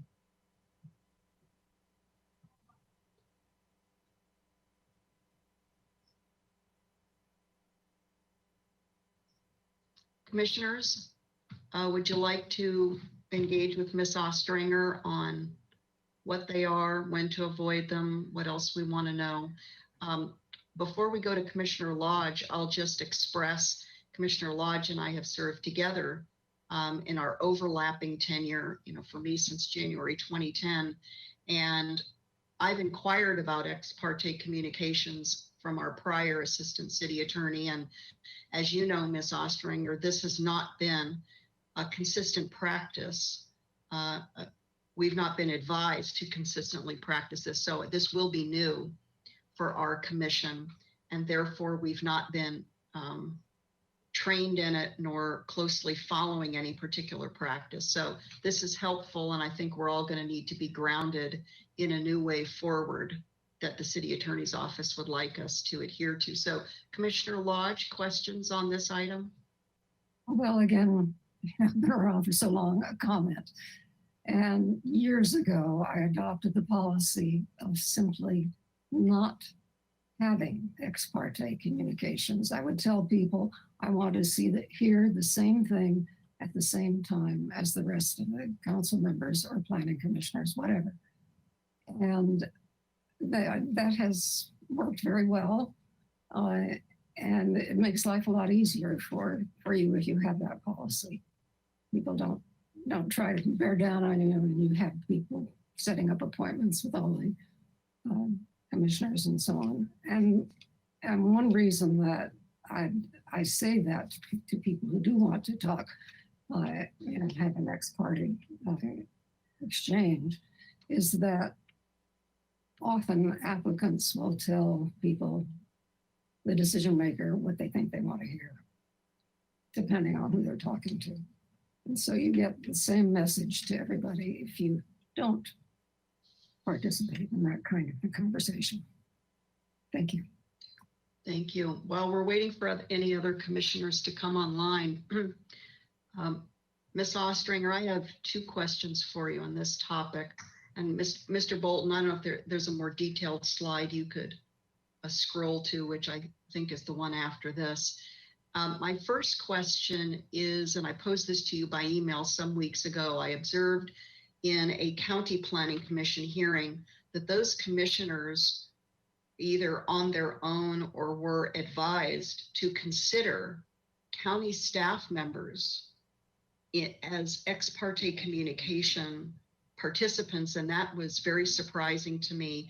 Could you please describe for our commission your interpretation of the parties with whom we would have ex parte communication that should be disclosed versus not? So staff generally gives you their recommendation in the staff report. Does it meet the findings? Is this project supportable? And so you'll see those. If you have questions about that, that's fine. But if you're going to ask a staff, well, is this opinion appropriate? Or then we're bordering on possibly ex parte communications that may not be appropriate. But like I said, with regards when we were talking about Brown Act stuff, it's your obligation to make sure you understand the material that's before you. And if you don't understand it, then as staff, we have the obligation to assist you when you ask for clarification. So if you're asking for clarification on what's presented to you in a staff report, that's appropriate. If you're perhaps asking for outside information that or knowledge that staff has that they haven't put in the staff report, that could be considered ex parte communication, because that's a question that you'd want to pose when the other commissioners who may have the same question would pose it, and they would have the benefit of getting that answer. Maybe we can explore that more another time as you bring this forward for a formal, maybe a more formal, more expanded training or implementation with us. My other question goes to site visits. Our assistant city attorneys typically, and I'm not trying to even recall when one of our assistant city attorneys attended site visits with us. None are coming to mind. But what can happen is that there can be this very casual sort of disbursement of commissioners across the property with various members of the applicant team, property owner applicant team, and the professionals. And I don't know if you have any thoughts for us as to the boundaries of the conversations. I've had a wide array of experiences myself regarding conversations at site visits. I'm sure other commissioners could comment as well about this, but do you have some guidance for us in this regard? They are publicly noticed meetings. However, we do request that it's informational only. I personally find site visits challenging for the boards and commissions, because it's hard not to hear information. The one good thing is at least you're all together as a body and you've got the applicants and the members of the public there. So it's, you know, it's hard, but it's noticed as a site visit for informational purposes only, and there should be really no comment about it unless, you know, someone has a question of staff. That's Okay. my position. I'm happy to attend. I should mention, and I should have asked the commission, the charter requires me to be present at all planning commission meetings. And so our office typically hasn't gone on site visits. I think I may have asked Chair Wiscombe when she was last year when she was chairing if she felt it was necessary, and she said she didn't think so. I apologize, I didn't ask you, Chair Schwartz, the same question. We actually didn't have very many meetings at the beginning and it slipped my mind. So you and I can have that conversation if you think it's something that you'd like me to be a part of. We can Okay. talk about that. I'll go to Vice Chair Wiscombe. Before I do that, I'm hearing some feedback in the background. I don't know if everybody else has their mics turned off. So if everybody could just please take a close look at your microphone. If you're not speaking, it would just help to remove any background noise. And now I'll go to Commissioner Wiscombe. Thank you, Madam Chair. I just have one comment about site visits, and I think it's a cautionary note. Not often, but there are occasionally commissioners that have sidebar conversations with staff, with applicants that the full commission is not hearing when we're at a site visit. So I think just as a cautionary note, we need to be very careful that all commissioners are listening and have access to all the information from a site visit. I mean, we don't allow the public to speak. So, but you know, there's little chats going on or whatever. So I think doesn't happen often, but once in a while it does. And I think we need to be careful of it. Thank you, Madam Chair. Excellent point. That really was a good follow-on to what I was inquiring about, Ms. Ostringer. And I'd like to follow up with you separately about this topic, the site visits. If you could just make a note, and we'll do that. Okay, I'm not seeing any other commissioners come online for this item. Let's go ahead and move to the next one. Of course, as we're moving to the next one, I don't want to foreclose if any of us have follow-on new questions back on any of these prior items. Please don't feel that we can't return to any of them. Something else might occur to you as we move through these. So let's go to the item after ex parte. One of our favorites, making motions.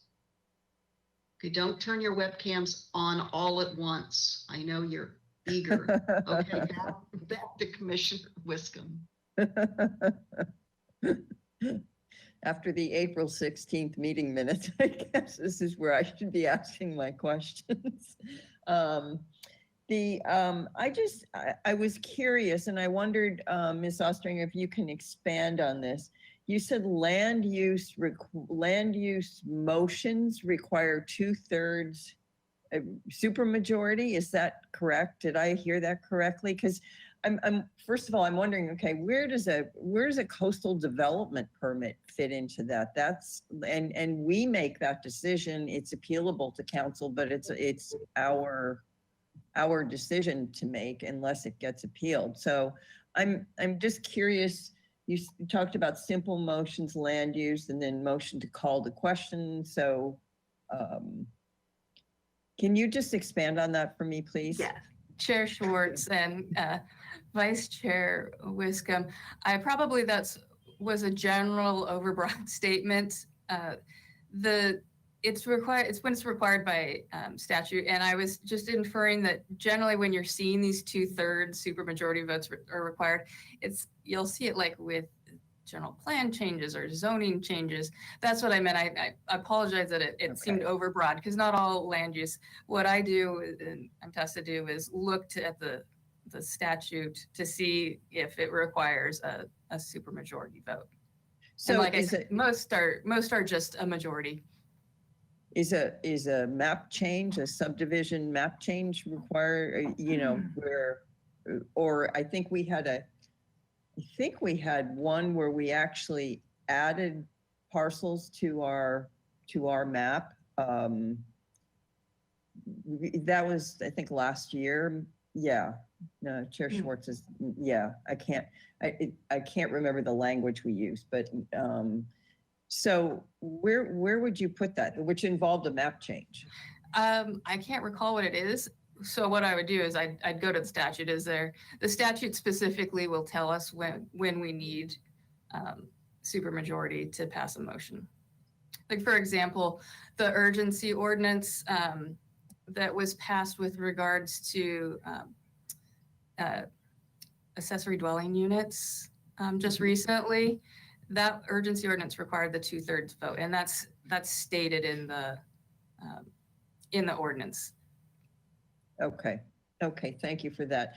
And then I think Ms. Rydell's already done it, if she could confirm that, but I was going to ask if you could forward your great PowerPoint presentation to the full PC, please. And I think I saw an email subject matter come up on my computer that says that she's already done that. So I would appreciate that. But I do want to just comment to thank you for the presentation. I think it's really great, and I think we all certainly can use training on all these matters.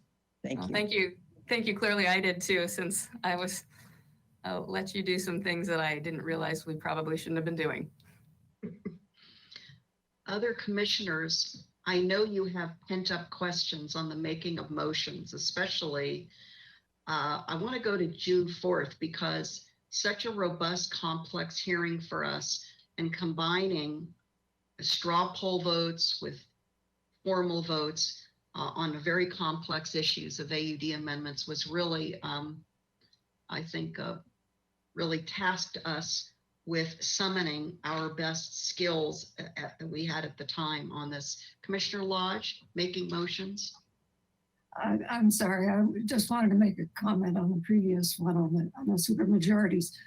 Most of those on the land use decisions, I believe, come from the charter provision that was adopted back in the 70s, where the whole thing was presented and put up for a vote because of concern about actions that had been taken in 1975 by the city council, major decisions regarding land use zoning, and the ballot measure. And Ms. Ostranger, I don't know if you are familiar with it, but it was to prevent having development exceed the available resources.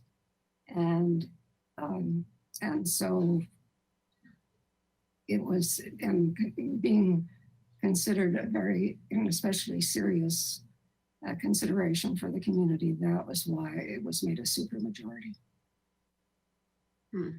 Chair Schwartz, thank you. And Commissioner Lodge, thank you. I am aware of that section, and I will take refresh my recollection. It wasn't something I thought to use to prepare here, but you bring up a good point. I'll take a look.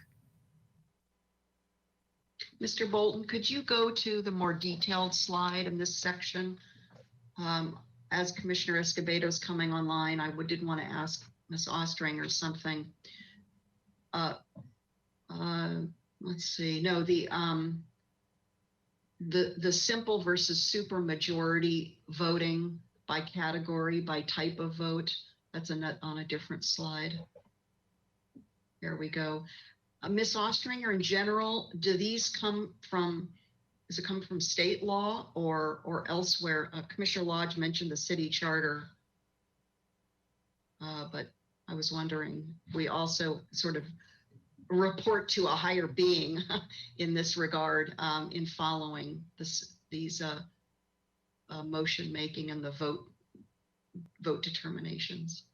Right, like I said, most motions that you'll see are just majority vote, and then we look to the statutes to determine if there's something greater. And I'm going to take a look at the charter section that Commissioner Lodge had referenced. It's probably a good time to then compare, just as we're dusting off and updating many of our process and practice documents in the city, perhaps looking back at the city charter relative to this and making sure there's good correlation and clarity. I know that the city charter then would be, any of those changes would be a vote of the people, but it's always good to revisit some of these central documents. Before I go to any of my questions, I want to come to Commissioner Escovedo, who's been patiently waiting. Thank you, Madam Chair. Just one question on motion to call the question. When going over the resource that Chair Schwartz sent out, thank you for sending that out. It mentioned that when we call the question, that we could also, rather than just abruptly end debate, we could also provide a time limit, let's say 15 minutes of additional conversation or discussion before the discussion ends. So I motion to call the question that we end discussion in 15 minutes. Would be how I would phrase that. Is that accurate? I didn't see any reason in the Robert's rules why we couldn't do that. So I think if you want to call a question at a specific time, then it's just a matter of who you're going to cut off when they're speaking. Yeah. Okay. Thank you. As I was listening to this portion of your training, Ms. Ostringer, it occurred to me, if there's a one-pager, I'll just call it that, a one-pager, a one-page outline that you could prepare for us, that we could have handy as we're building our skills and our proficiency in this area, we could have in front of us, I think the structure and even the subtleties of the difference between, and I'm going to ask Mr. Bolton to go to another slide that you have on the main motion versus a substitute motion. This is quite complex for, I think, almost any decision maker to become highly proficient in.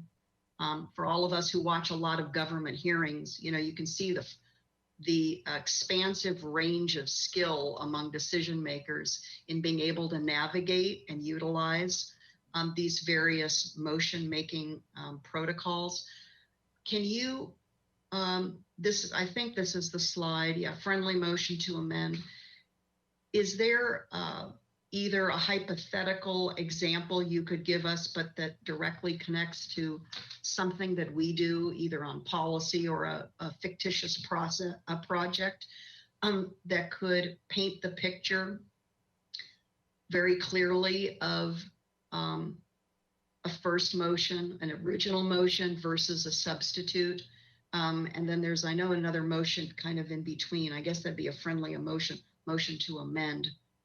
Or would you like to do that on another occasion and not this afternoon, either in writing to us? You've given us some very brief examples, which I appreciate, but I think more examples could be helpful. Again, just a sort of fictitious, as I might call them. Yeah, I think if you could let me just go, there's obviously, we've had a couple really large items where there was a lot of back and forth and we've changed amendments. So I think if I can go back and look at those, I could give you some, I don't really want to call anyone out, but I can find examples to give to you that don't specifically call out a particular project or item that we were working on. Okay. And we won't feel offended. I'm going to say that for all of us. Because we're all in it's a learning for all of us. Before I go to Commissioner Higgins, I do want to ask you to touch on straw polls versus formal motions. And I want to acknowledge that what I facilitated very intentionally and what we accomplished on June 4th was a very, I think, far more complex package of straw polls to formal vote at the end of the full package. And that's highly unusual for us. It doesn't mean that it won't come about or the need won't come about again. But I'm going to stop there. Could you talk to us a little about whether or not there's any legal guidance around straw polls versus formal, I'll call it a formal vote? And I think I have a follow-on question to that once I hear your answer. So straw polls really have no formal effect. They're really done just to test the waters with your fellow commissioners, just to see when you make a formal motion, are you going to get support for it? Could the entire commission, so you're not generally making a motion that will fail for lack of support. They're not required. You could just have commissioners pop on and say, you know, who would support this? And you find out that, you know, 4 people would support it and that you've got what you need to move forward. The reason straw polls generally occur is because the body wants it. We take action minutes. So your conversation of who would support what isn't going to go into the minutes. What will go into the minutes is a straw poll, because that's that would be an action item, even though it's not a formal motion. It is an action item that we reflect in our meeting minutes. So as an action item, I want to drill down just a bit more on this with you. Thank you. It's an action item, but it's not a formal action, or it's not the formal motion. So being somewhat revisionist about June 4th, because I think this is a really good example, and you can tell me, you know, if I should pursue this today as an example, or whether you have any concerns about this, but it's so recent for us. If we were to do that again, now with your training, is there any recommendation you would make that we somehow, that I as chair convert straw polls into formal motions for any other actionable reason as it goes to council in terms of the weight of the vote? Chair Schwartz, commissioners, so I'm a little bit handicapped here because as you recall, I missed that whole portion of the meeting. Oh, so it's right. hard for me Sorry to about answer that. the Okay. question, particularly with that sentiment, but generally it's just to get you to whether you can, how you can craft a motion and what it would accept. So, I see. so I apologize Okay. for that. Okay, maybe I'll take that up with you separately, but I'm saying this now so that all the commissioners can hear this in case they have questions. Because again, it was quite complex. That the subject matter we were tackling was complex. It was a package of amendments, and it could be again in the future, whether it's that same type of set of policy amendments or any other, could even be in a large complex project. That there are components of a project that to test the waters, we may want to do straw poll votes on certain aspects of the findings that we need to make. See there, I would again ask you for some guidance. So do we test the waters with straw poll, but then sort of convert those subjects to formal votes? So when you go back, you and I can talk about what happened on June 4th, but I would be interested just to tee this up for you. When you see our final meeting minutes that Ms. DeBusk is going to revise and finalize, you'll see the combination of straw poll and a final package vote. And now I'm wondering in hindsight, and with your training today, if we should have rephrased the straw poll into formal votes at the end in conjunction with a package, and whether or not that carries more weight as it goes, in this case, onto ordinance and full council. So if you could just make a note of that, I'd like to follow up with you just in terms of meeting facilitation and making of motions, findings and so forth. Commissioner Higgins, did you want to come back? You turned off your webcam, but was it on this topic of making motions? I didn't want to forget that you were there. Commissioner Higgins? For Ms. Ostranger, were you trying to find an example of a like a super majority vote in the past? Is that what you're digging for? Yes. I was trying to think of one that, in particular, one that your body would have taken. And I can't think of one off the top of my head.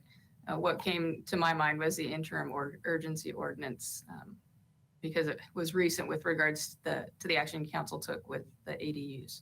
Yeah, I can't remember one either. I guess the only time would be when we would have had somebody call for a motion. That would require 5 out of 7, correct? That in that Yeah. scenario. Yeah, if someone called a question. So yeah, so I could do that now, but I don't think anybody's made a motion. Okay. Oh, I see you smiling, Commissioner Higgins. Yes, I got that. We have to look closely into our webcams too. Anything else, Commissioner Higgins, that you would like to know? Okay. Commissioner Lodge, back to you, please. Thank you, Madam Chair. I just sent to everybody Charter Section 1507, and everybody, including Ms. Ostranger. It will depend on Ms. Rydell being able to forward it on to the planning commissioners. As I understand it, that any amendment to the zoning ordinance requires a supermajority.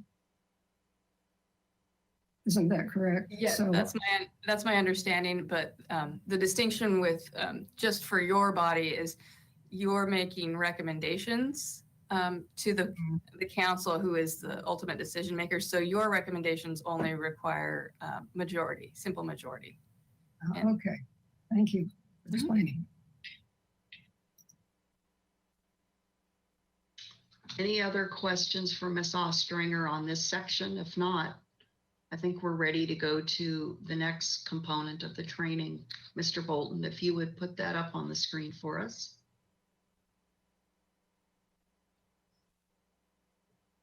And we'll wait a moment. Again, I'm sure there are very eager commissioners to ask questions about findings. This, again, I have found to be quite an education myself and a learning curve. And while we're waiting for other commissioners to come online, I was reflecting back, Ms. Ostringer, on, I won't mention the specific project, it's not necessary, but fairly complex project, not policy, but project. And in reflecting on the differing findings that the commissioners made in denying the project, I'm now wondering if you have any counsel for us on coalescing diverse findings. So I'll just say, let's say 5 commissioners, doesn't matter, 5, 6 commissioners voted to deny a project, which in this case happened. But there were I'll call them nuanced differences in the findings, the reasons, the because that each commissioner expressed that ultimately led those commissioners to deny or take a no vote. Do you see it as necessary to try to bring all of the differing reasons underlying, baseline because statements together in the motion? I'm recalling we didn't do that, but now I'm wondering if that would be prudent going forward. It's not as though there was this uniform, homogeneous reason that each of the majority, supermajority, in this case, commissioners voted to deny the project. So you bring up a really good subject. As I mentioned, staff, when we're making the findings for you to adopt, we're very, thorough about how it's making, how it meets these findings, and we can approve it or disprove it. So on the converse side, when you decide that you, as a commission, can't agree with that, it's best if you clearly, I remember this project, if you clearly articulate and maybe even summarize, because then staff goes back and we create the findings based on what we heard from you. So the more reasons you can give why you can't support the project or you don't think it meets a finding and clearly articulate it, and even if don't know, take a straw poll is why you can't do it. Back to The straw only- polls. The only caution I would give you is it gives as staff, if you were to do a straw poll, you're generally saying these are the findings. What we do is we go back through the record and we're listening to everything that you say and say, okay, this is what they were trying to say. So-and-so said this, and so that's supportive, or not, is saying it's not supportive for this reason. And so it allows us to kind of to be a little bit more nimble of how we do it. But it is better when everyone kind of says the same thing in the same way. It's easier for us, but our job is to go through the record and pull that out. So the more becauses you give us and the more consistent those becauses are, it's easier. Well, I'm just going to suggest to my colleagues to just think about the following, and this relates to this case that I'm reflecting on. I think it's going to be helpful going forward if we have a complex situation where there are slightly different views or considerations and findings that a majority of commissioners are making. In this case, to deny a project, which I think, I don't know, Ms. Ostringer, you can tell me if you agree with me, in a way, in my mind, has a higher bar of articulating the findings if we reject or deny a project as opposed to supporting it. Usually staff gives us, I think, sufficient documentation for supporting. It's when we can't we don't agree or we can't make those findings, and now we have to articulate other findings to the contrary. So I'm wondering, and again, I can talk with you offline if that's most appropriate, Ms. Ostringer, but where we're finding that there are differing views, but all coming out at the same place, which is to deny a project, how do we bring those differing rationale together? In other words, one reference could be the general plan, that something's not consistent with the general plan, or it could be the municipal code, or it could be a state law or some case law that you're telling us about.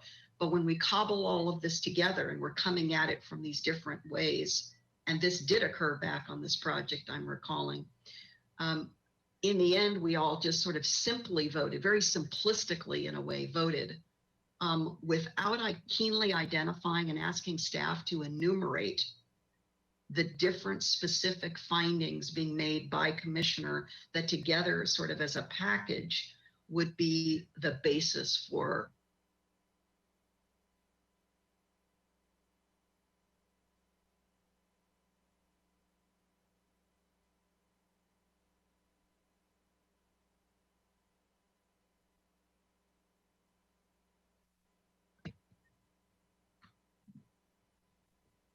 or back to Ms. Ostringer, whoever wants to.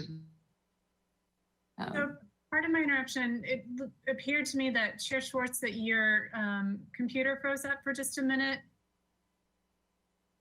Did everybody else experience the same thing? Yes. Am I here now? Yes. Yes. Okay. We just didn't hear the end of your Okay. question to Ms. Ostringer. Okay, I guess I was getting too excited over the topic, and maybe there was too much movement on my end.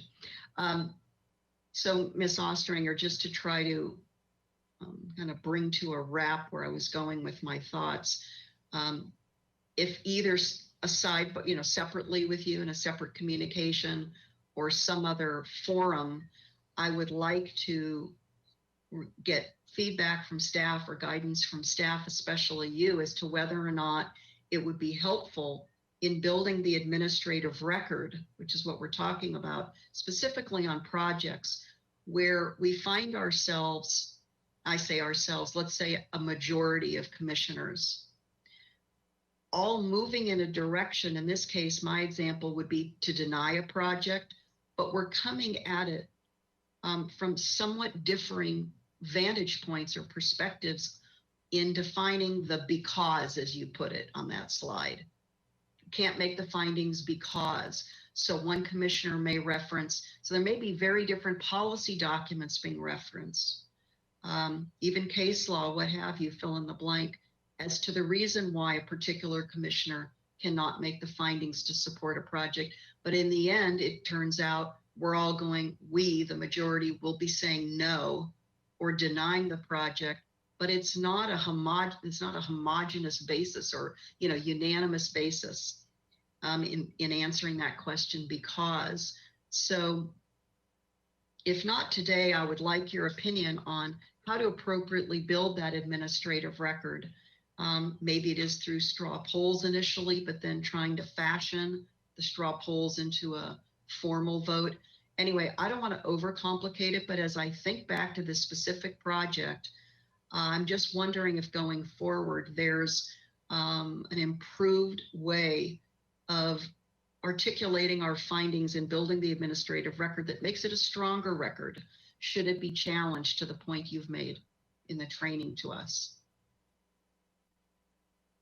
So Chair Schwartz, you've just made the point that, and I think you'll see it in the papers that you provided, the challenge to a commission when you don't have the staff handing it to you in a nice package, it's difficult. We can talk in greater detail. I don't like the idea of necessarily of tying everyone's hands with a straw poll. I think it's helpful when, if you're going to, for as an example, deny a project or you have findings that you need to make, this, the statute and the code sections list what those findings are. So you can look at those and each individual commissioner can say, well, I can't make the finding because, and I can't make this finding because, and I can't make that one because, and then the next person can do the same thing and I can, and then as staff, we can work through that. I agree, it is a challenge, but. Okay, so you can help us facilitate that as we, I'll call it, cobble together, you know, bring together the differing viewpoints of the various commissioners, but in the end, sort of as a package vote. In this case, it would be a package to deny, but there would be sort of differing components to the package regarding the denial, that sort of thing. Am I understanding that correctly? Okay. Chair Schwartz, yes. And I did see, I think I may have cut off Ms. DeBusk. So. Well, yes, thank you, Chair Schwartz and Ms. Ostringer. I did have one comment is that it does help staff in writing these findings whenever you can tie the finding back to a policy. For example, a general plan policy that you find the project's not consistent with. That makes our job a lot easier as we're pulling those all together. And then jumping off to a slightly different topic that Ms. Ostringer did have a slide about is that our findings are not set in stone when we draft them for your staff report. They're recommendations and we're writing them without the benefit of public comment or commissioner deliberations. And so if through that process, the findings can be beefed up or added to or changed, then that's entirely appropriate and we would encourage it. Very good. Thank you so much, Ms. DeBusk. Commissioners, anything else, either comments, questions? Now's a real opportune time with Ms. Ostringer spending so much of her afternoon with us. And I know you put a lot into this. I can tell Ms. Ostringer, thank you so much. Commissioner Bonderson, questions or comments about findings? Yes, thank you. My question is directed at Ms. Ostringer. I wanted to say thank you specifically for taking the time to make this presentation and also to provide any of the background information that came beforehand so we could prepare. That may have come from Chair Schwartz, but nonetheless, we received a document that was League of California Cities Planning Commissioner handout. Are you aware of the document I'm referring to? Yes, I received it as well. And yes, Chair Schwartz took the initiative to get that to you. Yes, so I wanted to ask either or one of you, whoever can respond to this. I really benefit by reading this kind of material and I really appreciated this one. I actually went online and tried to find the rest of the handbook so that we could have the other sections as well. And believe it or not, at least from my initial search, I was only able to find section 1, and then all of a sudden section 3, 4, and 5, whatever other sections might be available, were not easy to find. So I was curious to know, Chair Schwartz, perhaps you have a link or an access to the full document. If you would share that with us, anyone who might be interested, it would just really be really nice to have this kind of material. And in the future, directed at either of you, all of the commission as a whole, when information like this is available, when you come across it, I would really appreciate it if we could share it within our group. Not everybody may care or enjoy reading, but for me, I really benefit greatly from this. And so it really made your presentation so clear that I don't have any questions at this time, but together in tandem, they worked very well. I really appreciate your presentation. Thank you. And to your question and request, Commissioner Bonderson, I'm going to leave it with Ms. DeBusk and Ms. Ostringer to see if they can locate the full document that you're referring to. From my brief search, I came up with that information that I forwarded to the commission, but I'm sure they have, that they can find the expanded document and send that on to us. So no questions on findings, Commissioner Bonderson? Okay, No, I'm sure that we will all have questions as our hearings continue on and our experience unfolds. I'm sure during the hearings that we'll be taking on the rest of the year, I'm sure we'll be asking more of these questions. So Ms. Ostringer is going to be an essential resource for us. Okay, was this our final section? Thank you, Commissioner Bonderson. Ms. Ostringer, was this our final? Did we have one more section after this, or was this the concluding section? Chair Schwartz, that was the last section. Okay, let me take one more moment. I'll wait till see if any other commissioners, since we're concluding our training. And I don't see any other commissioners. I just want to come back to Ms. Kokinda one last time. Again, I'm being a little liberal with how we're doing public comment, just because the technology comfort level, I think is a learning curve for all of us, including the public.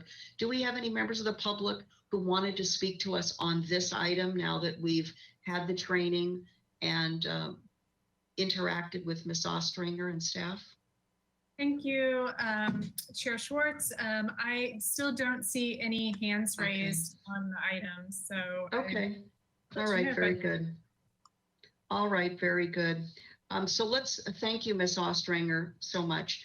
Let's go on to our administrative agenda, and that's committee and liaison reports. First, is there a staff hearing officer liaison report today? I think that's Commissioner Higgins, if there's anything to report. No, nothing to report, no appeals. Okay, very good. How about any other committee and liaison reports today? Commissioner Bonderson? Sure, I can go first. I only have some projects to report from ABR. The other committee has not been meeting, so I will give you an update on 4 projects. These projects come from May 18th and on, so we haven't been reporting on these lately. So this is the first time in a while. I would like to start by bringing your attention to a discussion that was conducted on objective design standards for streamlined housing. The Architecture Board of Review was requested to provide feedback on the draft objective design standards for processing of streamlined housing projects prepared in pursuant to Senate Bill 35 and streamlining ministerial approval process. So this might sound familiar to many of you on the Planning Commission because it actually the draft was actually prepared with assistance from members of the Planning Commission and Historical Landmarks Committee and ABR. So I just wanted to bring this up and let you guys know that if you are interested in this or if it rings a bell, it has been reviewed and comments will be relayed to City Council at a future hearing if it hasn't already, because this was discussed in May. So And Commissioner Bonderson, excuse me just 1 minute. Since I am the Planning Commission representative to that working group, at the conclusion of the other commissioners' reports, I'm going to give a very brief update on objective design standards. So I'll let everybody know what's occurred following the ABR and HLC discussions. Thanks. Back to you. very good. Nice way of linking it together. Thank you. The next project was reviewed as a one-time pre-application consultation. And I know that we don't see those very often, but it was an interesting project that I felt some of you might be interested in. And if you are, you can certainly go back and visit the video and review the materials. It was a proposal that is located at 200 Helena Avenue, which is in the Funk Zone. And it's a proposal for a new 3-story mixed-use project located in the non-appeals jurisdiction in the coastal zone. I thought that was interesting as well. The project entails demo of all the structures that are currently on the site, and then a new construction of a 3-story mixed-use development. It would include commercial retail, outdoor patio space, and 6 residential studio lofts, as well as a parking garage with 22 spaces. There were comments that were provided by the board for this one, but no final appealable decisions were made at that hearing. I just thought it was interesting. Then we may see it return as a formally submitted project. So we'll keep our eyes peeled for that one if it does come back. The third one, this project has been seen twice since we last spoke about ABR. It received project design approval on May 18th and then final approval back on May 26th. This project is located at 333 South Canada Street, and it is a project that is a proposal for a new duplex using the average unit size density program, the AUD program, of course. The project consists of construction of a 2-story duplex on the site, which is currently developed with a single residential unit. So the unit mix on the site will be 2 2-bedroom units and 1 1-bedroom unit. So proposed density on this lot would be 25 dwelling units per acre, and it's medium high density residential, which would, as you know, allow for 15 to 27 dwelling units. That's all I have on that. It has received final. And the last project I wanted to share with you today was seen on June 1st for final approval, and it's at 1108 Olive Street. It's a project for 4-unit residential development using AUD as well. And it would also consist of demoing all the structures on the site and the construction of 2 2-story duplexes. The unit mix would include 2 3-bedrooms, 1 studio apartment, and the proposed density on the site would be 25 dwelling units per acre. This parcel has the medium-sized density designation, which allows between 15 and 27, so this lands at the top end at 25. And the project required substantial conformance to the plans that granted project design approval last year in July 1st. So now that it has returned, it's received final approval with comments. And that wraps up my ABR presentation. Thank you. Interesting that you mentioned substantial conformance, because we are going to have a project come to us shortly, which will be a substantial conformance determination. So that'll be an interesting one also. Thank you so much. Let's go to Commissioner Wiscombe, please. Thank you, Madam Chair. Yesterday, I had the pleasure of being a member of the Measure C committee. We were invited in small groups, not as a whole committee, to tour the Cabrillo Pavilion. And I just want to say it's marvelous. It is just simply a work of art. And I encourage anyone that's interested to go and visit it. It will be open to the public on Monday. I think the fence is coming down today, which is good news. And it'll be open to the public on Monday, where the Parks and Recreation Commission is going to start their summer camp program with social distancing. So it's pretty exciting, but it really is a beautiful facility. Today I attended or listened in on the Water Commission meeting. I have some interesting reports from that. First of all, they always have a COVID-19 report, and our city drinking water continues to be safe and reliable, and wastewater is treated safely and released. The city's responding to emergency requests, and the water main replacement program will restart again on June 29th. The interesting thing was there is a service that the city's been using called BioBot, which is conducting wastewater testing for COVID-19. And they use two measures. One is the level of the virus detected per liter of sewage, and the other also estimates the number of cases of COVID. It hasn't been well publicized, but it has been publicized, and there are issues with it. And the issues include that BioBot started out with $150 a week in a testing fee for the city. So the city's been doing the testing, and I think they have two more $150 a week tests. And then it's going up to $1,500 a week, which is really high. There's a 2-week delay in the results, and the results are proprietary, but BioBot is not sharing information on how they obtain the results. So they are using county population for the results, but they're just testing at El Estero in the city. So the results are skewed. And there's little faith in the testing accuracy so far, and also the delays cause little faith.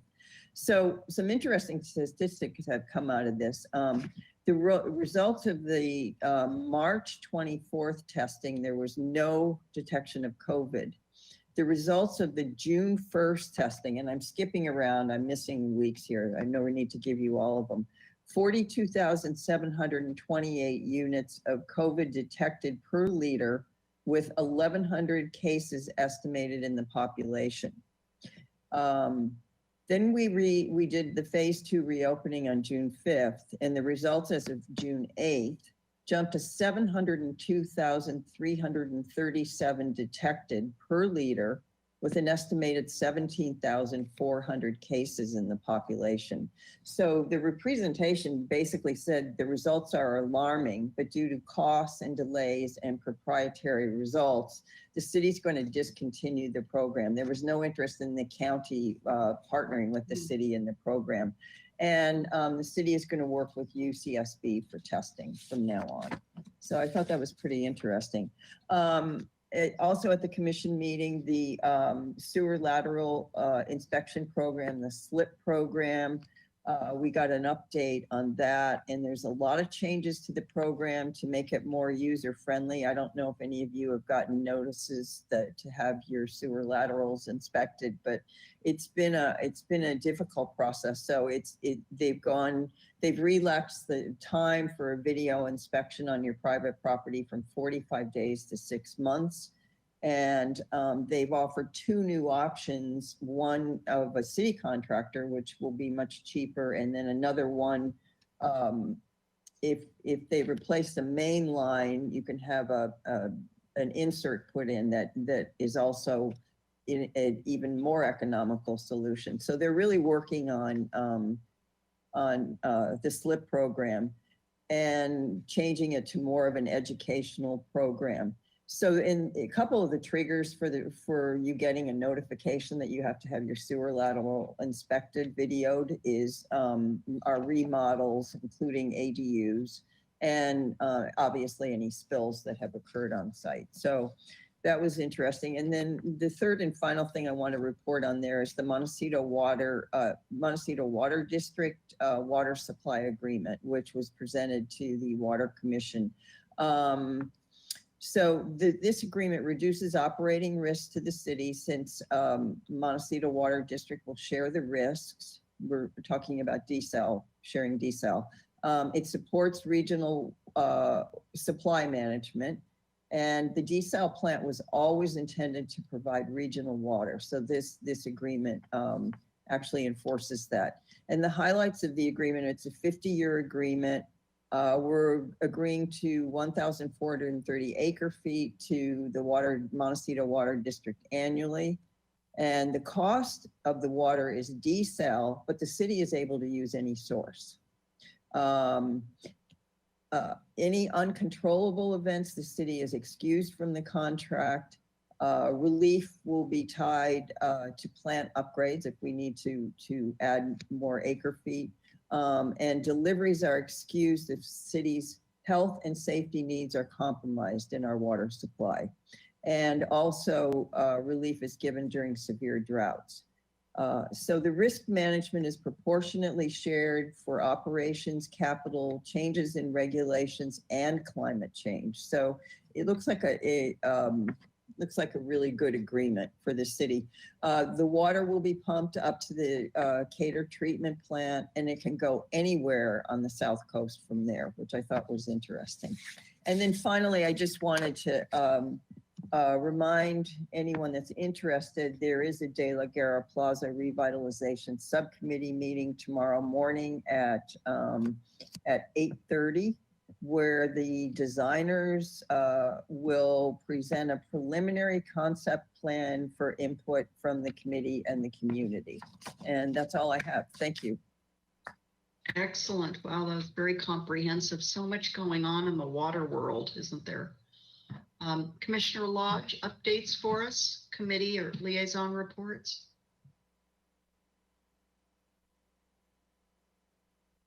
Commissioner Lodge, if you could turn on your microphone, please.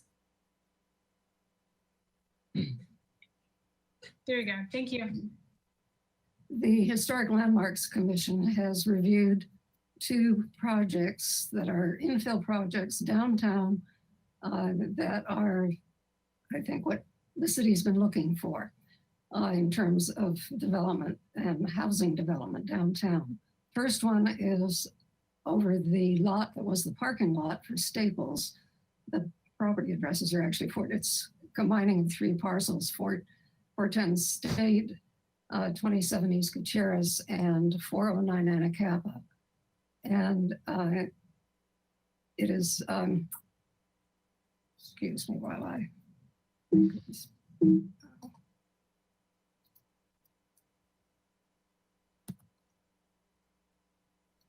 Commissioner Lodge, is this the 64? Is this the 64 rental unit project that you're referring to? That's what I was thinking. Yes. 64 rental projects and as they originally proposed it, a lobby on Gutierrez Street, parking below. It's a project that will be coming to the Planning Commission for community benefit project exceptions to height limitations, a parking modification, and open yard modification. And City Council review and approval is required for a variance on the Gutierrez sidewalk sidewalk street setback. The next project, excuse me while I close out of that. Sure, take your time, Commissioner Lodge. Sorry.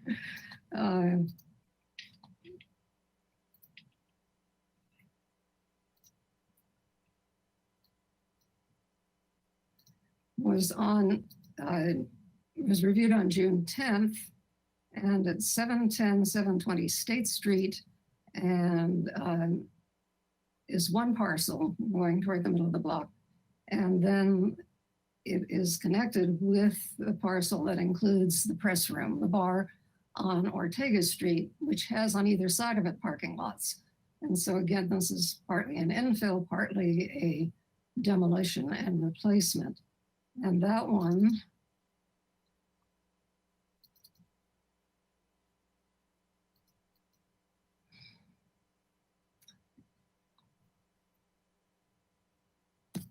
that one will be for, it's adjacent, includes some historic resources on State Street. And Will that they also be coming to Planning Commission, Commissioner Lodge? Yes, that's why I'm bringing it, reporting on it to you. Be comprised of 2,320 square feet of commercial space and 36 rental units. And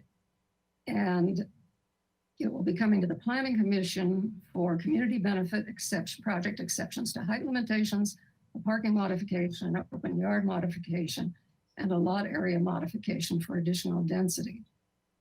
The elevations show that the HLC was quite complimentary on the architecture, but they had considerably, on the design, they had a considerable number of concerns about the way the project was laid out. They included in the project are the properties all the way to the corner that are 1 story. I wish I had an ability to send you this show you the elevation. And those will remain at 1 story, but those are included because in order to provide the density they want on the parcels that are to be developed. So that will be coming to us too. And that concludes my report. Great. Well, I think we're going to have a very busy rest of the year after a very quiet first quarter. So this is exciting to hear all these project updates.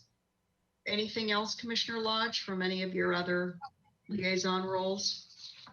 Not at this time. I was going to mention the draft design guidelines under that Commissioner Bonderson mentioned, but I'll let you take care of that since you're. Do you mean the objective design? I'm sorry. Yes. Design standards. Standards. Yes. Yes. Okay. Very good. Other commissioners, please. Anything else you've been working on as a liaison or representative from the commission since our last hearing? I'll wait a moment. Give everybody a chance if you need to turn on your webcams. Okay, then I'll just give a very brief update on objective design standards. You've heard from some of the other commissioners between the Historic Landmarks Commission and Architectural Board of Review, a draft set of objective design standards specifically written in conjunction with compliance with Senate Bill 35 have been making their way really since last year through the working group that I and former Commissioner John Campanella have been a part of, and then into this year with public hearings, public review and discussion, again at HLC and ABR. The working group has reconvened very briefly. Rosie Deisty is the project lead. We met last week. We're meeting again next week. And we're trying to iron out and bring together all of the comments and considerations from not only HLC and ABR, but also community stakeholders that in particular have been sharing their feedback, again, concerns, interests, recommendations. And just to note at this time, the objective design standards draft is coming to Planning Commission or is agendized for us September 3rd. So if that date holds firm, we will be having a very robust hearing on these standards. And I'm in continued conversation with staff member Dan Gullett about how to consider objective design standards development or creation that also will suffice to be in compliance with Senate Bill 330, which, as you'll recall, became effective January 1 of this year. So not only do we have objective design standards required under the previously enacted Senate Bill 35, but now also under Senate Bill 330 for other types of projects, market rate. I'll say that very simply. The only other comment I have as we look to wrap up is that our next Planning Commission hearing is scheduled for July 2nd.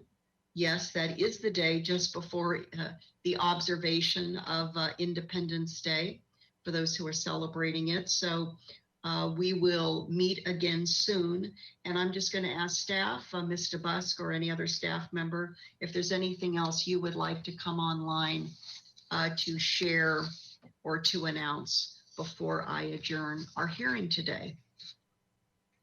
I'll take a moment and wait to see if they would like to rejoin us for any announcements. Okay, I don't see any other webcams on. So as we have been doing, I'm going to turn my webcam off before I verbally adjourn our hearing and ask that the other 6 commissioners turn theirs on so we can see each other, for the public to see us. We are a cohesive commission working together for the public good. And so I want everybody to see us, even though we're in our virtual mode.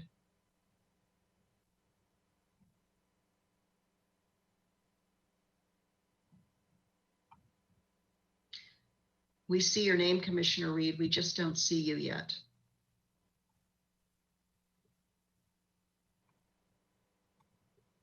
There you are. Excellent. Okay.